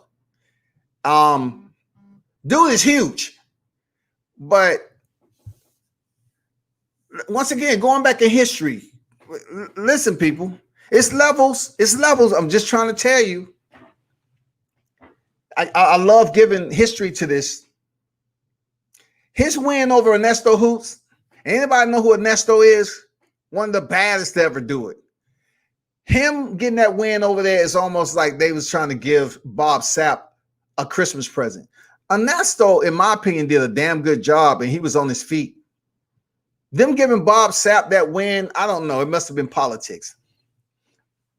But he's not one of those fighters I can put too much shine on today because it's all about UFC 254. To answer your question, I'm pretty sure they treat him like Bob Sapp probably had some of the most beautiful Japanese women you can ever imagine over there because that's why he stayed over there. They treat you like a god. Look, some of the best times I've had in life was overseas, dog. Some of the best times I had in life. You meeting women from everywhere. You seeing sports from everywhere. You're accessible to a quick plane ride. Come on, man. But back to the fight. This fight is going to be epic, people. Lopez Sr. got me with who you think hits harder at 23, T.O. or Loma. What? Oh, yeah. I got you, Leroy. Lopez Sr., that's my guy, man. Salute to Lopez Sr. And I got a couple of thumbnails to put up at the end of the live just to, continue to show love to the best lightweight in the sport right now. The best lightweight in the sport. And you know what? For those of you that want to come over here and debate that, feel free to do it. I'm going to take a little bit of freeze time away from some of these other sites because you really got some people that are casuals and temporaries joking around about these fighters and wishing they was dead and like to see them get beat up on, and they don't have no common decency for the sport, man. It's all about the numbers, but they just come over here and make it a comical, comedic show. They don't have no respect for the fighters. They haven't sat back with the fighters. They haven't seen a fighter come out with their lip hanging down, nose split open, head swelled up. They don't have no respect. They just all about getting behind the mic and making jokes and shit. You know what I'm saying? And then, I'm going to talk about this a little bit more at the end, but they want to now put the narrative up there that Lomachenko was injured. Lomachenko was injured. These motherfuckers are pathetic, absolutely ignorant. You want to give Lomachenko, who was praised and shit, oh, Dan Raphael, surgery is a fact. It's not an excuse. Come on, Dan. Anyway, I'll leave that to the end of this shit. This fight right here, the Eagle versus the Highlight, it's going to do solid numbers in PPV. I'm telling you, it's going to be solid numbers. And you know why Gervonta Davis and Leo Santa Cruz have squatulated to another date? Is because they knew they couldn't compete with Justin Gaethje and Khabib Nurmagomedov. There's no way Gervonta Davis could compete with this PPV. No way. I don't care if you're a boxing head or what. If you're going to convince me that the reason why Gervonta didn't move is because they wanted to do a partial live gate, okay, cool. But I'm talking about this date coming up this weekend. And you're saying to yourself, well, it wouldn't have competed because the UFC is coming on at 2:00 p.m. and then the fight's coming on. True enough, but you still got to pay. So you think people during this pandemic without a second stimulus, you think they're going to sit up there and say, well, I paid at 2:00 p.m. That money's pretty much expired, the pain of it. So let me pay for another PPV at night. It's not going to happen. And plus, believe it or not, y'all, this is what's so crazy about this shit, is that I believe that Khabib Nurmagomedov and Justin Gaethje's name resonate more to the masses who tune in to mixed martial arts, and the partial boxing fan base that may tune in to mixed martial arts is higher numbers than Leo Santa Cruz and Gervonta Davis. I think there's more fans that would be more in tune to buy a PPV for UFC 254 than watch Leo Santa Cruz fight Gervonta Davis. And don't get it twisted, the undercard is respectable. The one that's coming, that's being presented, Leo Santa Cruz and Gervonta. But when I'm telling you of the top tier names when it comes to mixed martial arts, they're an organization that can pull some shit off like this with just the main event. Just look at Justin Gaethje and Tony Ferguson. Khabib Nurmagomedov is undefeated. He's undefeated. He has the longest the longest undefeated streak right now. The longest undefeated. Notice I didn't say reigning. The longest undefeated. And he's a champion. He's 28-0. 12 years in the game, undefeated. Now, though this doesn't compare to the history of boxing, because mixed martial arts, you know, when it came to the UFC, most of their earlier fights was catchweights, all right? And we all know what happened there. We had multiple disciplines of individuals who whooped the above average fighter, but yet it was catchweights. And plus, we all know UFC 1, it's in the books. The Gracies put it together. They was the only ones that wore a gi for a reason, and they was able to sub their opposition who had no understanding on how to defend the gi. Now, at this point in time, the game has evolved so much that it's competitive. You know what I'm saying? Gi or no gi. It's very competitive. So, you know, boxing has been around longer. You have the Jimmy Wild. What Jimmy Wild? He had like, he went 93-0. And what about Ricardo Lopez? 51-0. And what about that guy, Julio Cesar Chavez, 89-0? So you have some boxers who have basically extended. Don't let me forget TBE, Floyd Mayweather. You know what I'm saying? 50-0. Rocky Marciano, 49-0. You have some boxers who have all in their records with respectable wins. You know what I'm saying? I'm not talking about their record right now. I'm talking about the amount of wins they had when they was undefeated. At one point in time, I think in 1911, I think, if I remember, Wild, he fought 28 times that year. If I'm correct. But anyway, this is not a boxing. Khabib, a name now. Gaethje, sort of easily 1 mil PPV. Easy. I would say easy 1 mil PPV. Easy. And I'm trying my hardest not to get on Teofimo Lopez and Lomachenko. Free. 3 million viewers. 3 million, y'all. Look, you know what? I'm gonna go ahead and do it. You know what I'm saying? I'm going to go ahead and drop it up here so y'all can check this out. Look at that.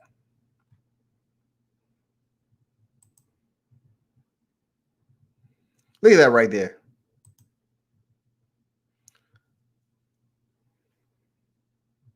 Put respect on his name. Put respect on T.O.'s name, y'all. Anyway, back to UFC 254. Yeah, I have. Now, I'm not at the highest level, but mat time, I have. That's why, you know, I look at it this way. Certain things you have to understand from being on the mat to talk about it. All right? Like I said before, I feel I'm one of the only in this group of individuals that can talk about boxing and mixed martial arts. And when it comes to mixed martial arts, I can basically explain up to my depth of knowledge of sitting in the schools, you know, actually practicing jiu-jitsu and also studying film and everything on jiu-jitsu and how it's evolved and looking at competitions. I put up the number one. It was 8 matches of some of the best jiu-jitsu practitioners in the world. Gordon Ryan. You had Gabby Garcia, 4-time ADCC champ. Anyway, I'm getting off topic. SB90, I got Khabib ragdolling this guy all fight. SB90, respect my brother, but ragdoll? Come on now, ragdoll? Justin? How he gonna ragdoll Justin? He didn't ragdoll Alaquinta. Justin is a different beast, man. He has wrestling pedigree. That is the question there, SB90. Can he, Justin Gaethje, prove that his wrestling pedigree is compatible to Khabib the Nurmagomedov Sambo? World champion twice, two-time world champion Sambo is Khabib, vice two-time Arizona State wrestling champion. Come on, the levels, look, the levels there, SB, the levels, the scales, the weight. Is a huge weight difference right there. You know what I'm saying? Two-time world Sambo to state and regional. You know what I'm saying? It's levels to separate that shit. But appreciate the question, man. Boxing is back. Absolutely, man. Absolutely. Both. And one thing about the military, we had, MAP training, and we had situations where we would basically grapple in our shirt and our trousers and boots, and that's considered no gi. Even though no gi on a competitive BJJ level is hash guard. You know what I'm saying? That is the competitive uniform and attire. You know, sometimes people take their shirt off. No gi is no gi. Just no gi. But you have to wear some shorts. You know what I'm saying? You have to wear some shorts. But no gi means no gi. Good question, man. SB9, I already read that. Great breakdown.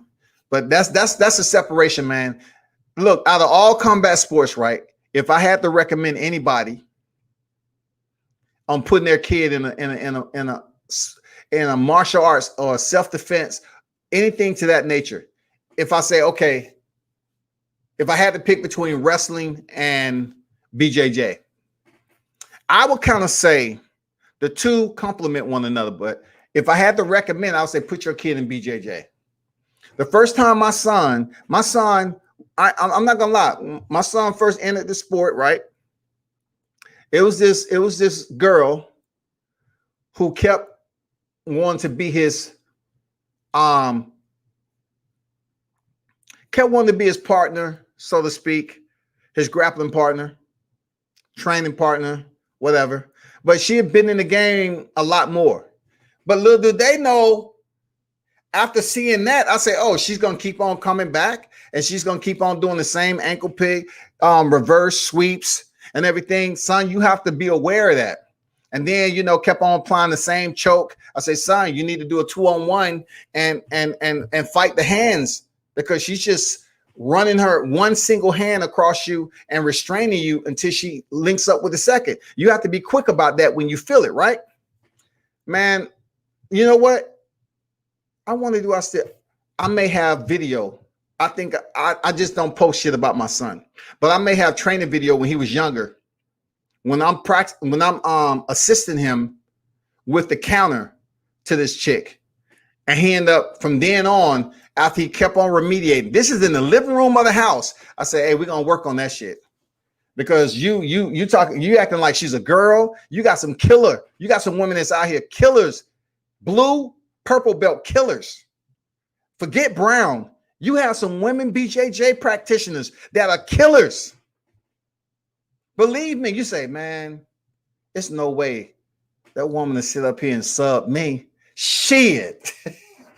I said the same thing. You talk about a dude in the military. I went through my whole entire career. I was like, is no woman going to beat me in a 3-mile physical fitness test? 3 miles, I ain't worrying about the pull-ups and crunches, but 3 miles, no woman's going to come past me. That's how competitive I was when it came to women competing. I had to make sure I was in shape to maintain that mental, right? But when it came to my son, I taught him how to counter and be more aware, because one thing, if you have someone in the bottom position, automatically you have the demarcation lines and the point of contacts. So one point of contact is always going to be to reach for the ankle. Always. It's an easy trip. It's so easy to reverse or sweep your opponent.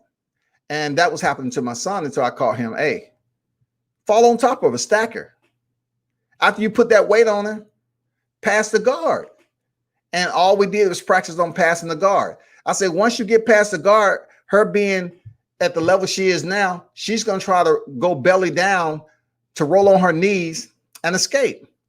Once you go belly down, you just transition and to her back, but you have to restrain it with an underhook or whatever suits you, under, restrain it from rolling over on her belly.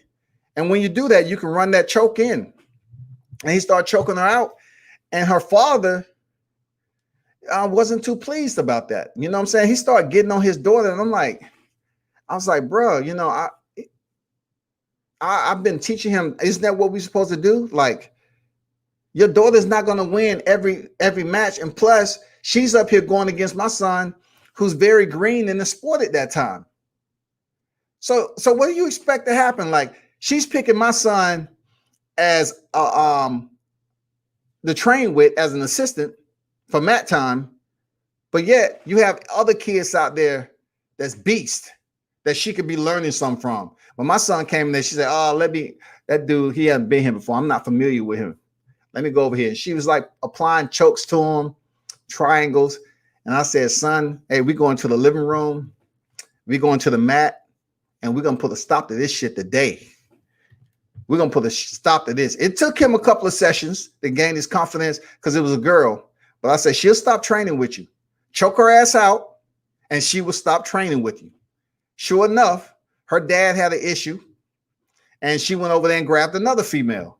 But she shouldn't have went in there and had that mentality to go for the new guy, not knowing that I was trying to let him learn on his own. But there's no way I was going to have him get scared, being that she kept on picking him out. I said, no, we got to go find counters. I got to teach you counters to that, period. You need to learn how to put somebody in the headlock. Put me in the headlock and make it hurt. That's what I want. I want you to feel what a headlock's supposed to feel like. Put your dad in a headlock, and I'll show you what grip to use. And you put her in there, being that she's your weight, she's going to tap. And all I saw was RNCs, even basic headlocks. So I would recommend people to put their kid in jiu-jitsu, man. Put your kid in jiu-jitsu and they will be a killer like no other. People say wrestling. Let me tell you what happened to my son in wrestling. How you have some freaking jocks when wrestling has a whole different type of fan base to it. Like, you have a lot of freaking arrogant, egotistical people, in my opinion, at these regional level wrestling. I brought my son into this school, well, it was teaching wrestling, right? Because he boxed, jiu-jitsu, and wrestling for a short period of time, and taekwondo tournaments, right? So when he went in there to the wrestling, this kid I'm talking about, this kid was the shit. His dad wrestled. This dude had, at his age, the mindset, the goal, and do big things. I'm pretty sure he's tossing cats on their head right now. He's a teenager like my son. I'm pretty sure this dude is lethal. I forgot the kid's name.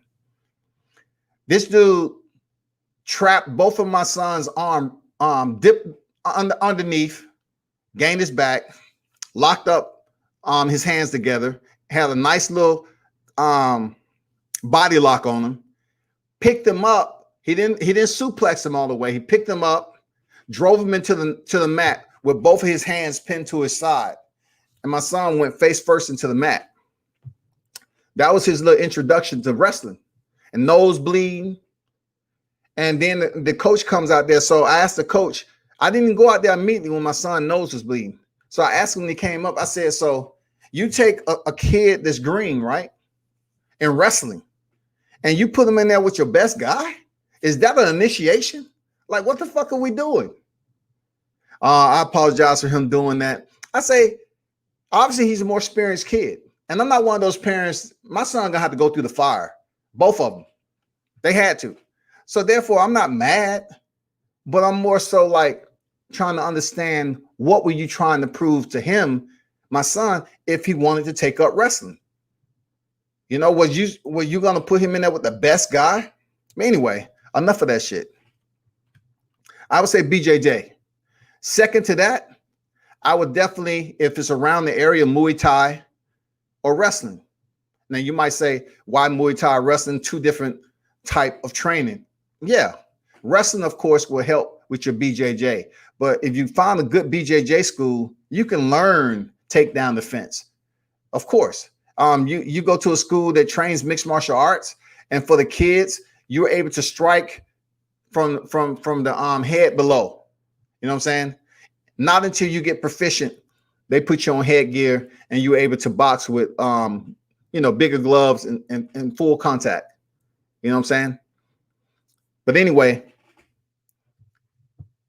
BJJ first.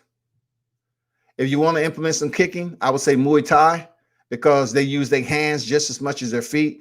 Very demanding sport, Muay Thai. And then, of course, wrestling is always going to be wrestling. You just have to understand that you're going to have injuries with any sport that your kid get into, at that age. But I like that's my three.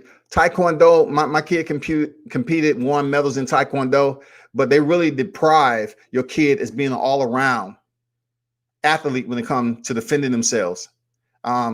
It's mostly a feet-orientated striking display. Anyway, so there we have it with UFC 254 that's coming on this weekend. And of course, I want to make a point to encourage everyone to tune in to the card. Now, of course, I can't sit up here and say I will be live. I'm not sure, people, because I have something. I'm going to be basically tied up this week in a whole different state. I'm going up there for some boxing, and hopefully the individuals who's supposed to show up,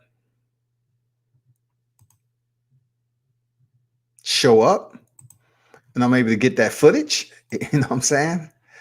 But once again, here is the fight card. I want you all to kind of tune in to the fight card this weekend. That is the fight card right there. My pick for the main event, I have to go with Khabib.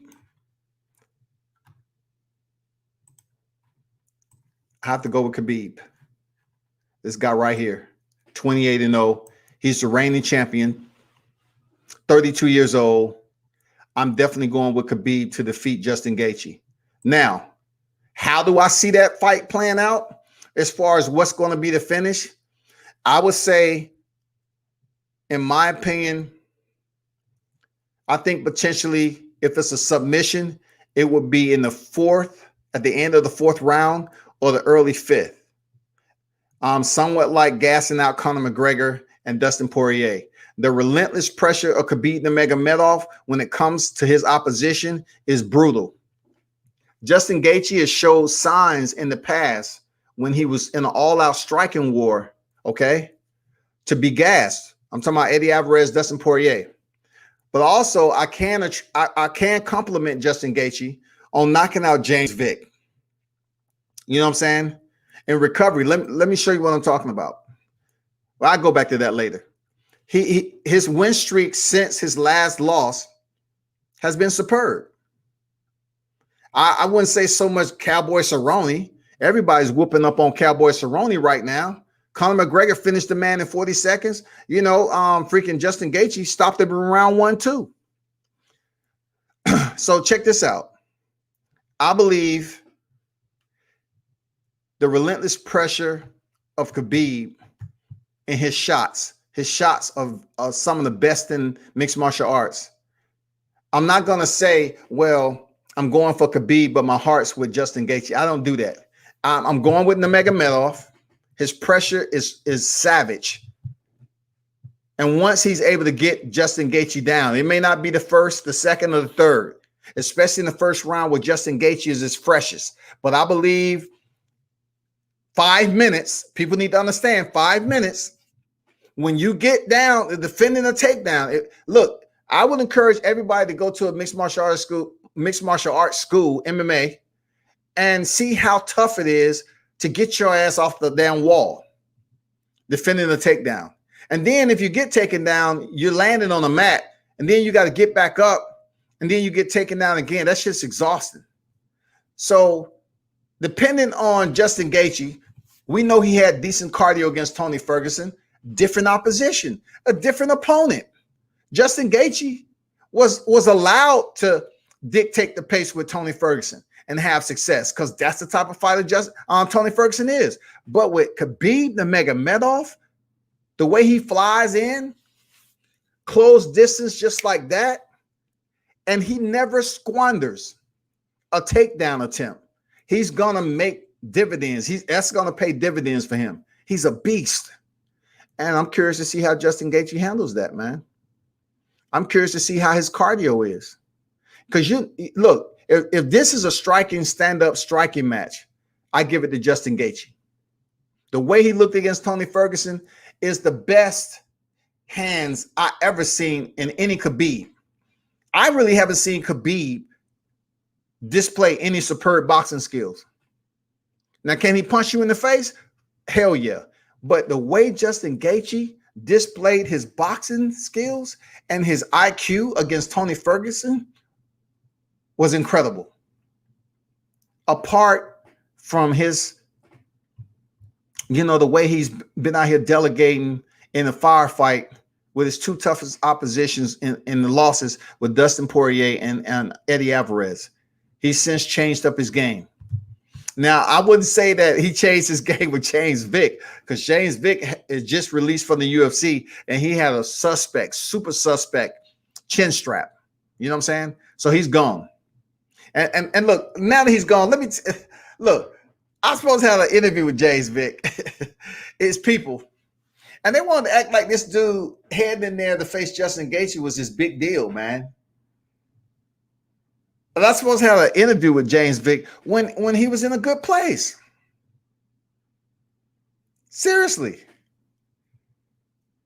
I was trying to get an interview with James Vick, before he stepped in there with Justin Gaethje. But they want to be all petty. And they want to try to go to the ESPN. Okay, cool. Where are the ESPN and those guys going to be when you get knocked out? And that's exactly what happened. Pow, gone. Justin Gaethje finished this dude. But Khabib Nurmagomedov, 4th round, late 4th, early 5th. I got to go with a sub, man. I don't see Khabib knocking Gaethje out. I see him breaking him down and going forward in that perspective. Robert Whittaker, Jared Cannonier. I'm going with my boy Whittaker. The left side right now. Left-handed, southpaw, pop, pop, pop. I'm going with my boy Robert Whittaker, former champion. Been in there with some tough fighters. He has losses on his record, but with those losses, hey, it was some good names on there. And he's been in there, like I said, with the likes of Adesanya, who took his belt, Yoel Romero, and various other names, Stephen Wonderboy Thompson. I have Robert Whittaker defeating Cannonier by decision. This is going to be I'm guessing, a co-main event. Sometimes they're 5 for an interim championship, and sometimes they're 3 rounds. I'm guessing, this being a 3-round fight. And the heavyweight, Alexander Volkov and Walt Harris. I got to go to the left again, man. Alexander Volkov. This guy right here. 31-8, defeats Walt Harris. How's the finish? I'll say via knockout. Punches. Via punches. Somewhat similar fashion to Alistair Overeem. Finish Walt Harris. I'm going to say Alexander Volkov via punches. Defeats Walt Harris. That is my predicto. So, people, that is my prediction for UFC 254 that's going down this weekend, 2:00 p.m. Saturday, Abu Dhabi, Yas Island. It will be an epic clash because you have Khabib Nurmagomedov, Dagestani striker, legend. We will have to say he's a legend. But one thing people need to understand, another jewel I'm going to drop on Khabib. And if I hear people out here talking, I've heard people out here taking bits and pieces of mixed martial arts, man, that's been on my live. But check this out. I ain't trying to be perfect. But check this out. One thing that people don't talk about with Khabib, right? Dude has 10 cancellations on his record. 10 cancellations, y'all. Look, he's 28-0 with 10 canceled fights. 10 cancellations on his record. Can you imagine if he would have fought all 10 of those fights? Could he potentially could have been 36? Let's just give a, just say he was able to attend some of those fights. For his record to be 35, 36-0 right now, potentially, he had a lot of cancellations on his record. He does. He has a lot. I always think about if Khabib would have taken some of those fights. What would have happened? Would he have still had an O on his record or not? It all depends, but you have to understand one thing. He's out of AKA, right?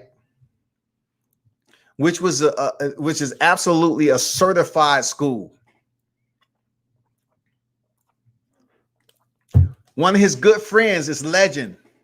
Yes, DC is a legend. DC Daniel Cormier, outside of the 2 losses to John Jones, is an absolute mixed martial arts legend, people. I respect the shit out of DC. I told y'all, if there's anyone I want to interview in the UFC right now, it's DC. Hands down, DC. You have to understand Khabib's good friend is Daniel Cormier. When it comes, he's getting the most solid wrestling. He's in there with a heavyweight like DC, putting in the mat time, being taught, feeling the weight of a big guy like DC. So he has plenty of other fighters in there too. But just the fact he has one of the best in his stable ever in Daniel Cormier.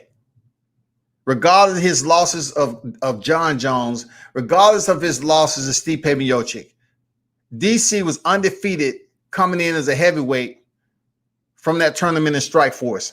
When he came over here and fought at light heavyweight, he had to lose weight, and he still was getting it in until John Jones showed up.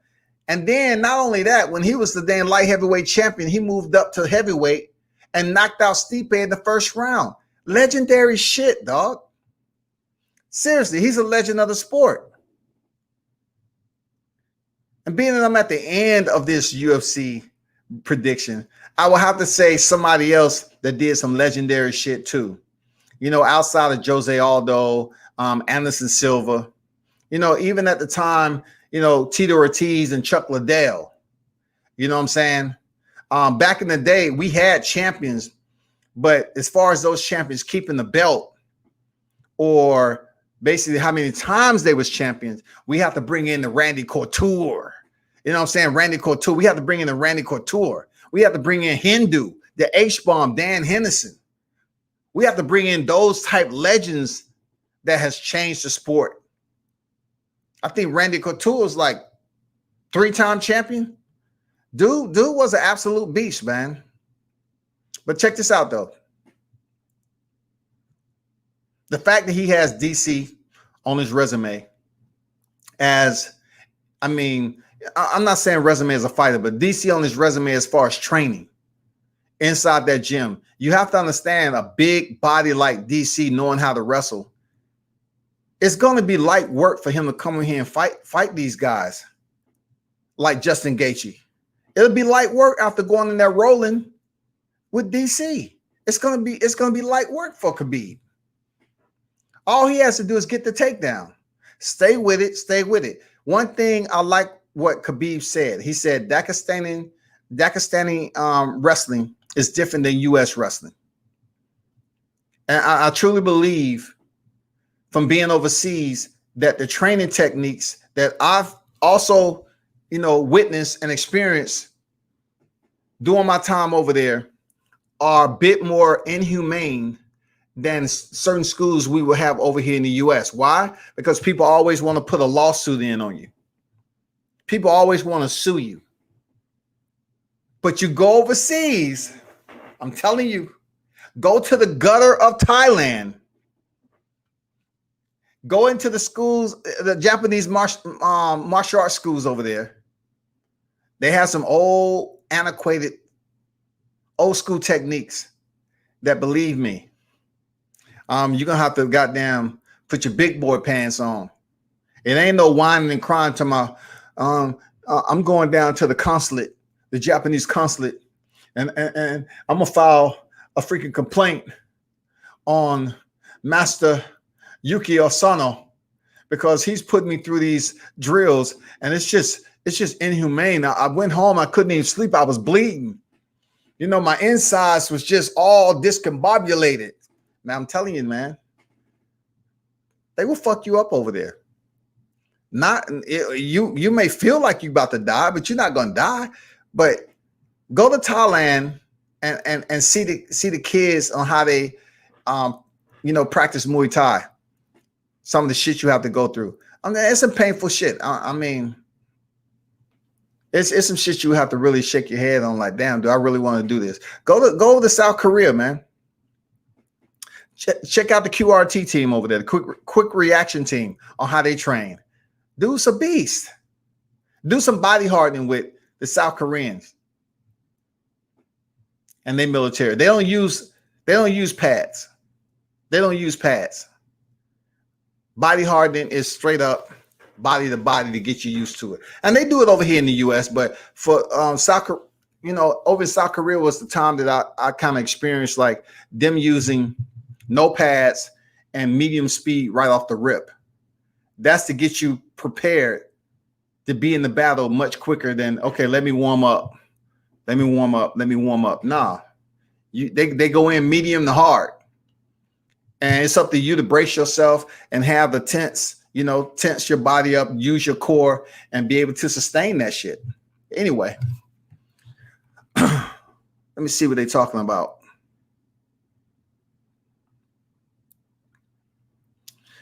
I don't think I'm not sure. If you see me put a thumbnail up, man, I might be able to get in here, but I seriously doubt it on Saturday, man.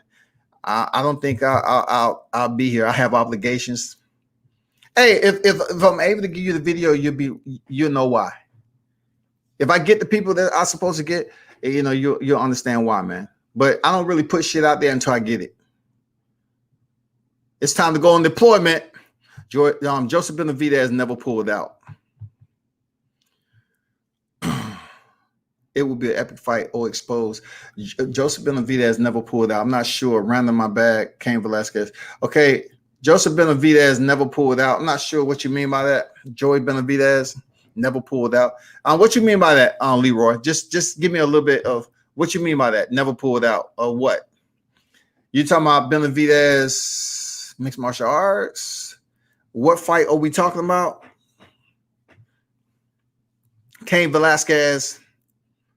Yeah, Cain Velasquez is his boy, his best friend, man. And that's the only reason he was fighting at light heavyweight, because Cain Velasquez was at heavyweight and he has so much respect for him. He chose to compete at light heavyweight. Yeah, tosses around Rockhold. That's if Rockhold is there all the time. Rockhold is a model. Get it straight, people. Rockhold is a playboy. You know what I'm saying? Rockhold, he's more so being a model. Look, I don't mind him doing what he's doing and making the bag. I have nothing but respect for somebody who wants to have a career outside of combat sports. And Rockhold want to be a pretty boy and get in front of the camera and take pictures and get paid. Cool. But when it comes to mixed martial arts, he's not focused. That shit that happened with Yoel Romero, man, that shit what happened with Michael Bisping. Man, bruh, that shit what happened with Vitor Belfort. Come on, man. Come on. Rockhold is proven he's not focused. He's not a focused fighter. Maybe he need to stick to the lens. Yeah, believe me, man. I done shot DC plenty of freaking. I don't never give up on the interview. I like people to be surprised. And once again, people want to tune in, they tune in. You know what I'm saying? But I make calls and I'll be persistent to try to get these people on here. That's all I could do. BJ Penn. Yeah, BJ Penn. Look, BJ Penn's a legend too, right? He is. BJ Penn is an absolute legend too. I wasn't trying to give a whole rundown and get off topic of every legend, but you're right. BJ Penn is an absolute legend of the sport. He's one of the quickest guys to get his BJJ black belt. I think he earned his BJJ black belt in 3 years. 3 years? Do y'all know how difficult it is to earn your BJJ black belt? Oh my God, in 3? Yeah, Zombie lost. Zombie man fought scared to me. That wasn't a Korean Zombie I knew. I was disappointed in Korean Zombie, man. I was satisfied at T-City, but I was like, damn, Ortega, you really fighting safe tonight. It took me back to Izzy Adesanya and Yoel Romero, that fight. Okay, both of them landed some spinning technique. Okay, cool. But I'm like, dude, what's going on with y'all? Why are y'all scared to engage consistently? Like, Brian Ortega, the beating that he took against Max Holloway, it's supposed to have repaired you for your upcoming fights to say, okay, I know how to I understand what war is now. I understand what it takes to be in a battle, a war, a firefight. I know what it's like. Both his eyes were swelled up. Max Holloway punished this dude. Now, Brian Ortega was out of the sport for close to 2 years, people. So it might have been that Marcus Maidana, Adrian Broner type shit that went on in his head. I know he had personal shit going on or whatever, but he was fighting too scared against Korean Zombie, who did absolutely nothing. Like, dude, where is the Korean Zombie of old? Jesus Christ, where's the Korean Zombie that fought Leonard Garcia? We need these arts on video, World Combat style. Man, I wish I can, put some of the videos. When you go to the gyms, right, especially jiu-jitsu, a lot of people find it boring if they're not really motivated to learn it. Like, I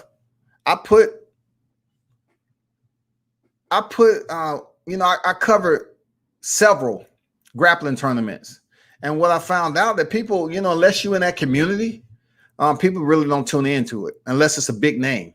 Like if it's the ADCC or the Nogi or EBI or any of that shit, people might tune in for that community. But if they're just a boxing fan, mixed martial arts, and they don't know who these people are, they're not going to tune in. You know what I'm saying? They don't care.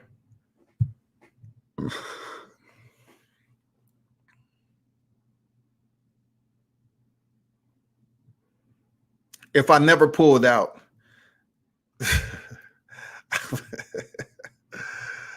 D-Ray said, if I never pulled out, God damn, he said, I don't know where you're going with it. You don't have no kids. You would have had some kids if you never pulled out. Damn.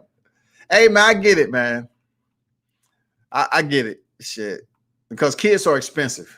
Forget jujitsu. It's called child support zoo. You know what I'm saying? Child support Jew. Goddamn, it's hard to even make it outside a white belt with child support, goddamn it. Penn, a double champ, I think. My bad, trying to stay. Yeah, he is. He was a double champ. BJ Penn was a double champ. Absolutely. But I like the guys like, I like the old school Diego Nightmare Sanchez. I like Clay Guida. his work ethic, his wrestling, even though, the most epic fight at the top 5 in my I say on my roster of the best fights in mixed martial arts is Diego the Nightmare Sanchez and Clay Guida. Unfucking believable. I would say top 3. The best fights ever I've seen. I know Frankie Edgar has some good fights in there. Conor McGregor don't even make my top 15. I don't care if he knocked out Jose Aldo in 13 seconds. That was a knockout. And then Eddie Alvarez fight. Conor McGregor is a freaking counterpuncher, and shit like that. So his fights are not going to resonate at the top if you're looking at the activity. But if you look at the reward, then yeah, being a 2-division champ, he's the first to do it. People don't understand. Dan Henderson, he came over there with 2 belts, but those 2 belts do not resonate in the UFC. But he did come over to the UFC with 2 belts. You know what I'm saying?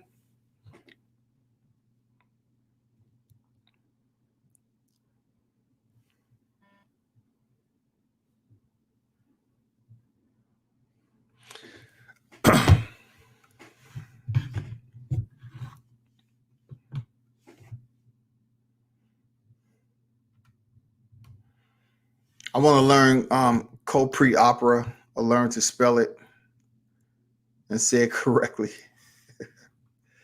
Hey, man, I got to put my boy up here again. The lightweight king. I had to put that up there again. Shout out to Teofimo Lopez.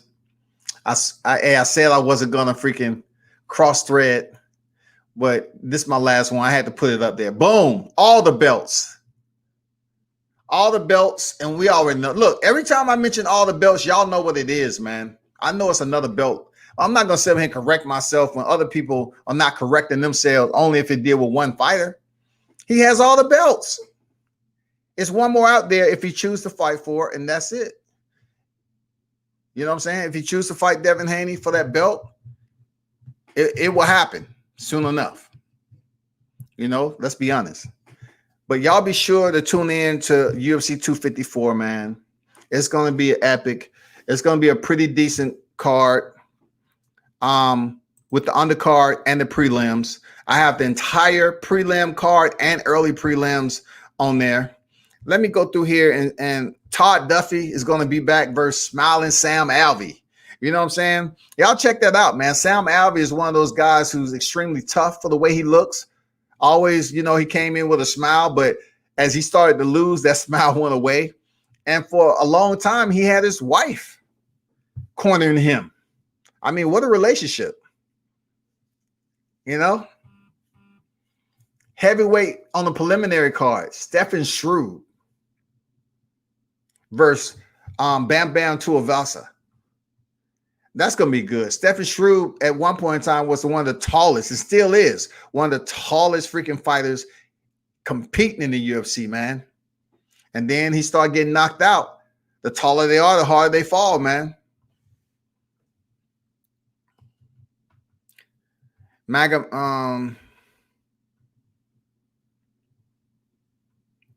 Who else? Lauren Murphy's back in here against Liliya. Shakirova.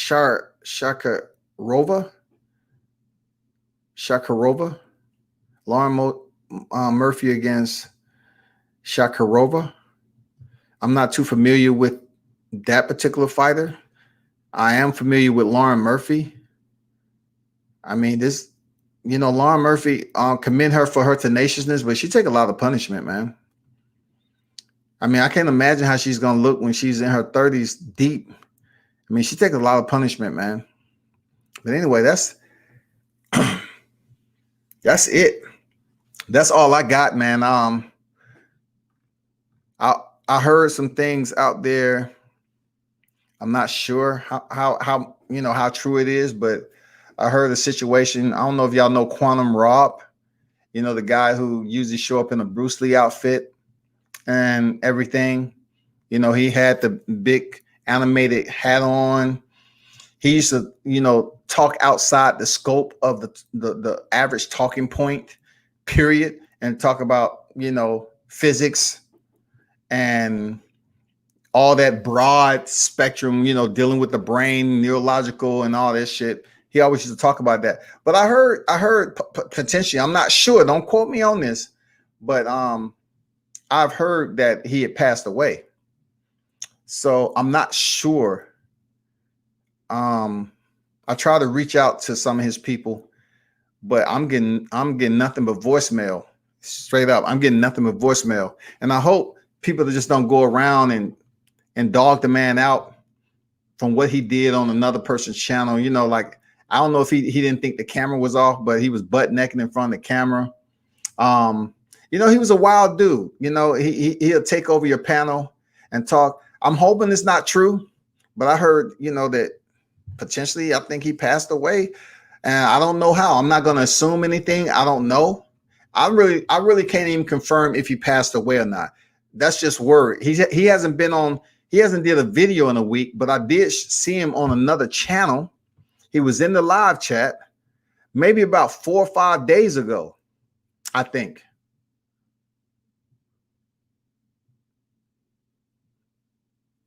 So I'm not sure if any one of you in the live chat has heard about him, but I've heard, it's out there that he may have potentially passed away. I don't know from what. I'm not going to sit up here and fool you and jump to conclusions and make up some shit. But no. Todd Duffee, 7-second KO, second fastest in the UFC.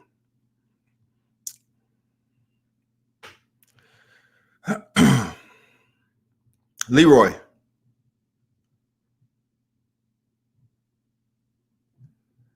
Well, don't worry about what I just said. I was just talking about another YouTuber that used to come on and people's panel and talk.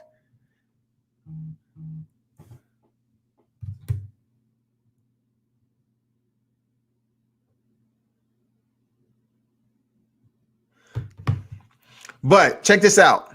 I'm going on a limb here, Leroy, and I don't think Todd Duffee was the second fastest in the UFC. I think Dwayne Ludwig. I'm going to look it up right now. Before I look it up, look, this is what I believe. The fastest, Jorge Masvidal. Okay, Jorge Masvidal, Ben Askren, Dwayne Ludwig against I forgot the guy, and then you had Todd Duffee. Okay, you close, but he might have been the second fastest before Jorge Masvidal knocked out Ben Askren. I'm gonna look it up right now.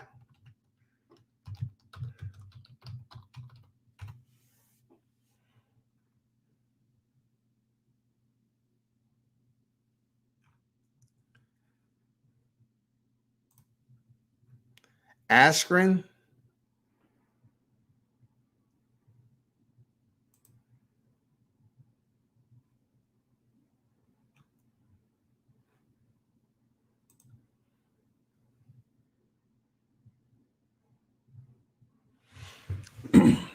Hold up for a second, people.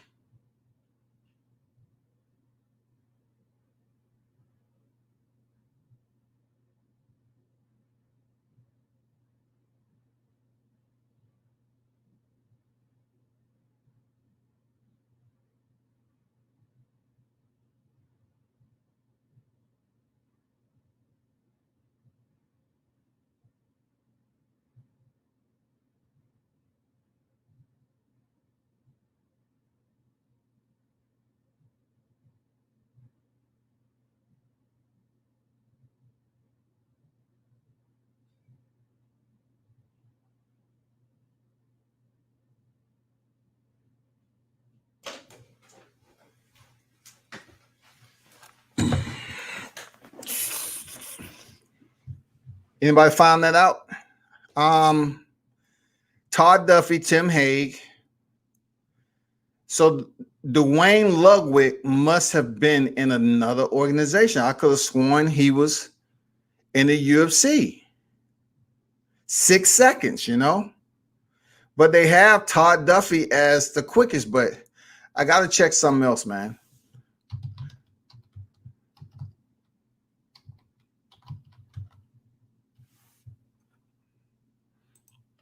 What organization was this in?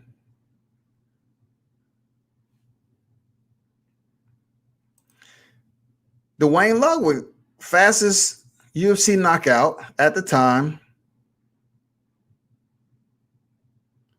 And when Jorge Masvidal knocked out Ben Askren, I could have sworn Ludwig was the second.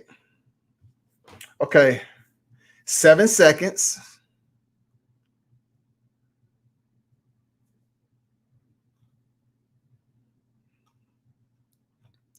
So I guess not. Let me see. Of the 3 fastest knockouts, 2 of them came at 7 seconds, while Ludwig happened just 4 seconds into the first round.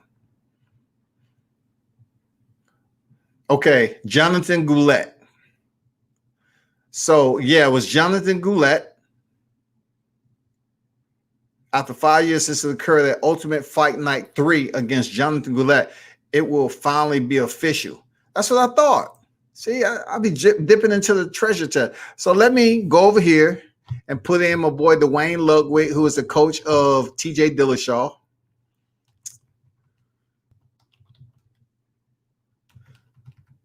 Let me just double check right quick, people. I remember seeing that fight. So let me go down to Goulet.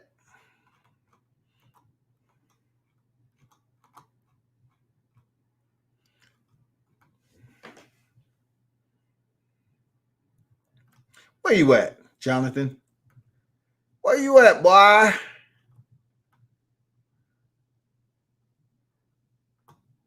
Let me see this knockout that you was on the end of. Go ahead. Let me. Where you at? Where you at? Where you at?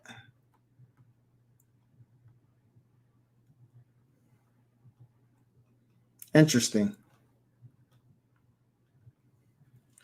What are you doing? Okay, hold up.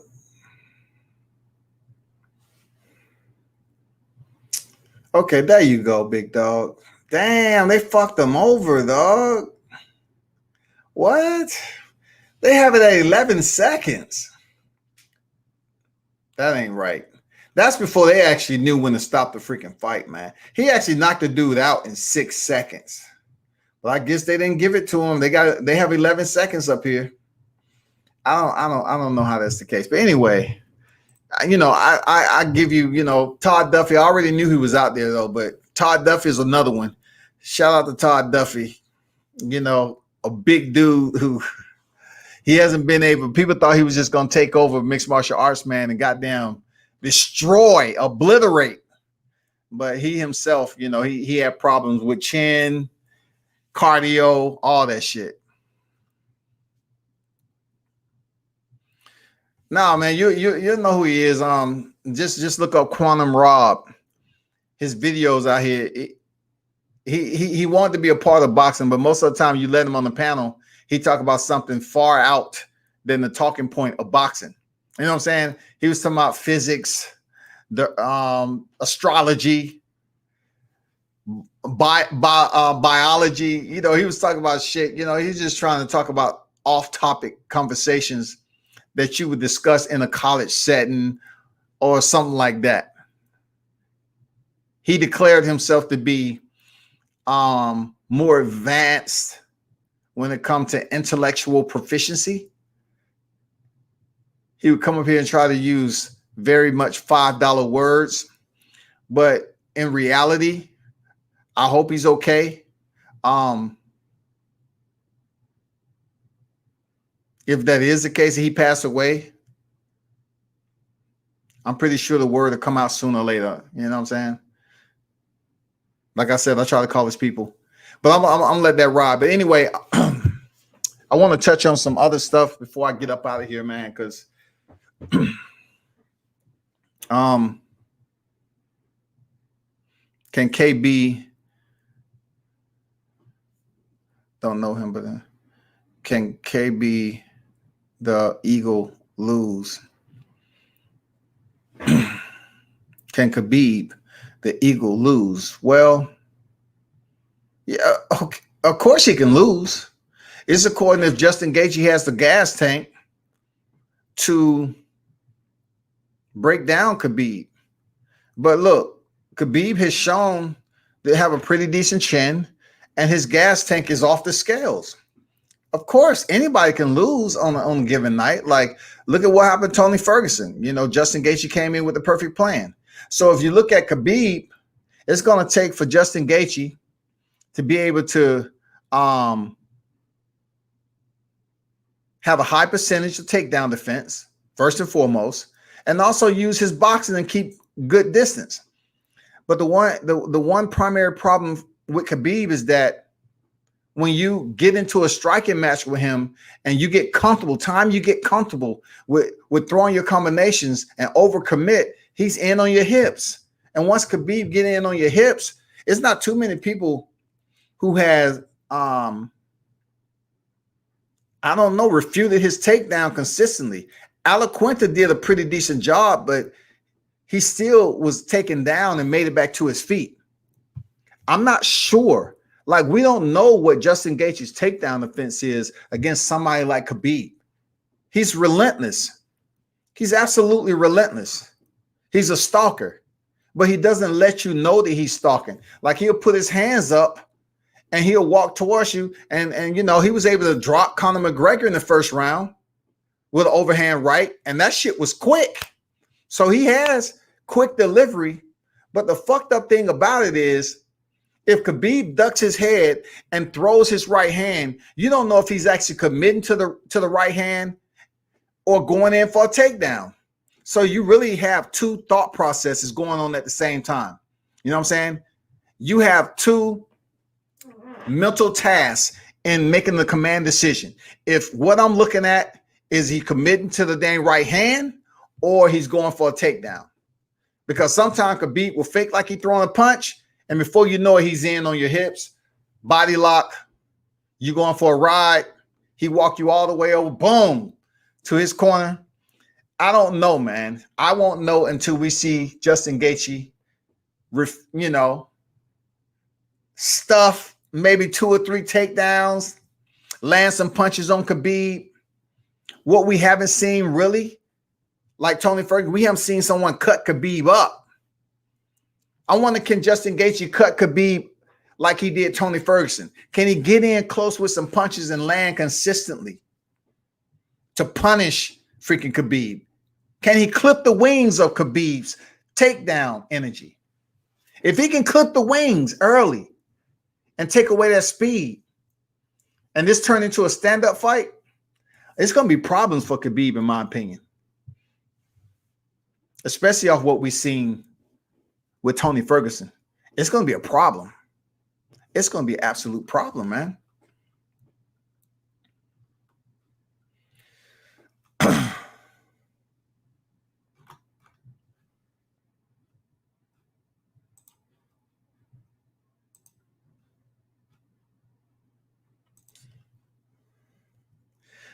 But hey, it's been a pleasure. I'm out. Turn up and tune in to World Combat Sports. Salute everyone who stopped by. Until next time, and stay tuned this week.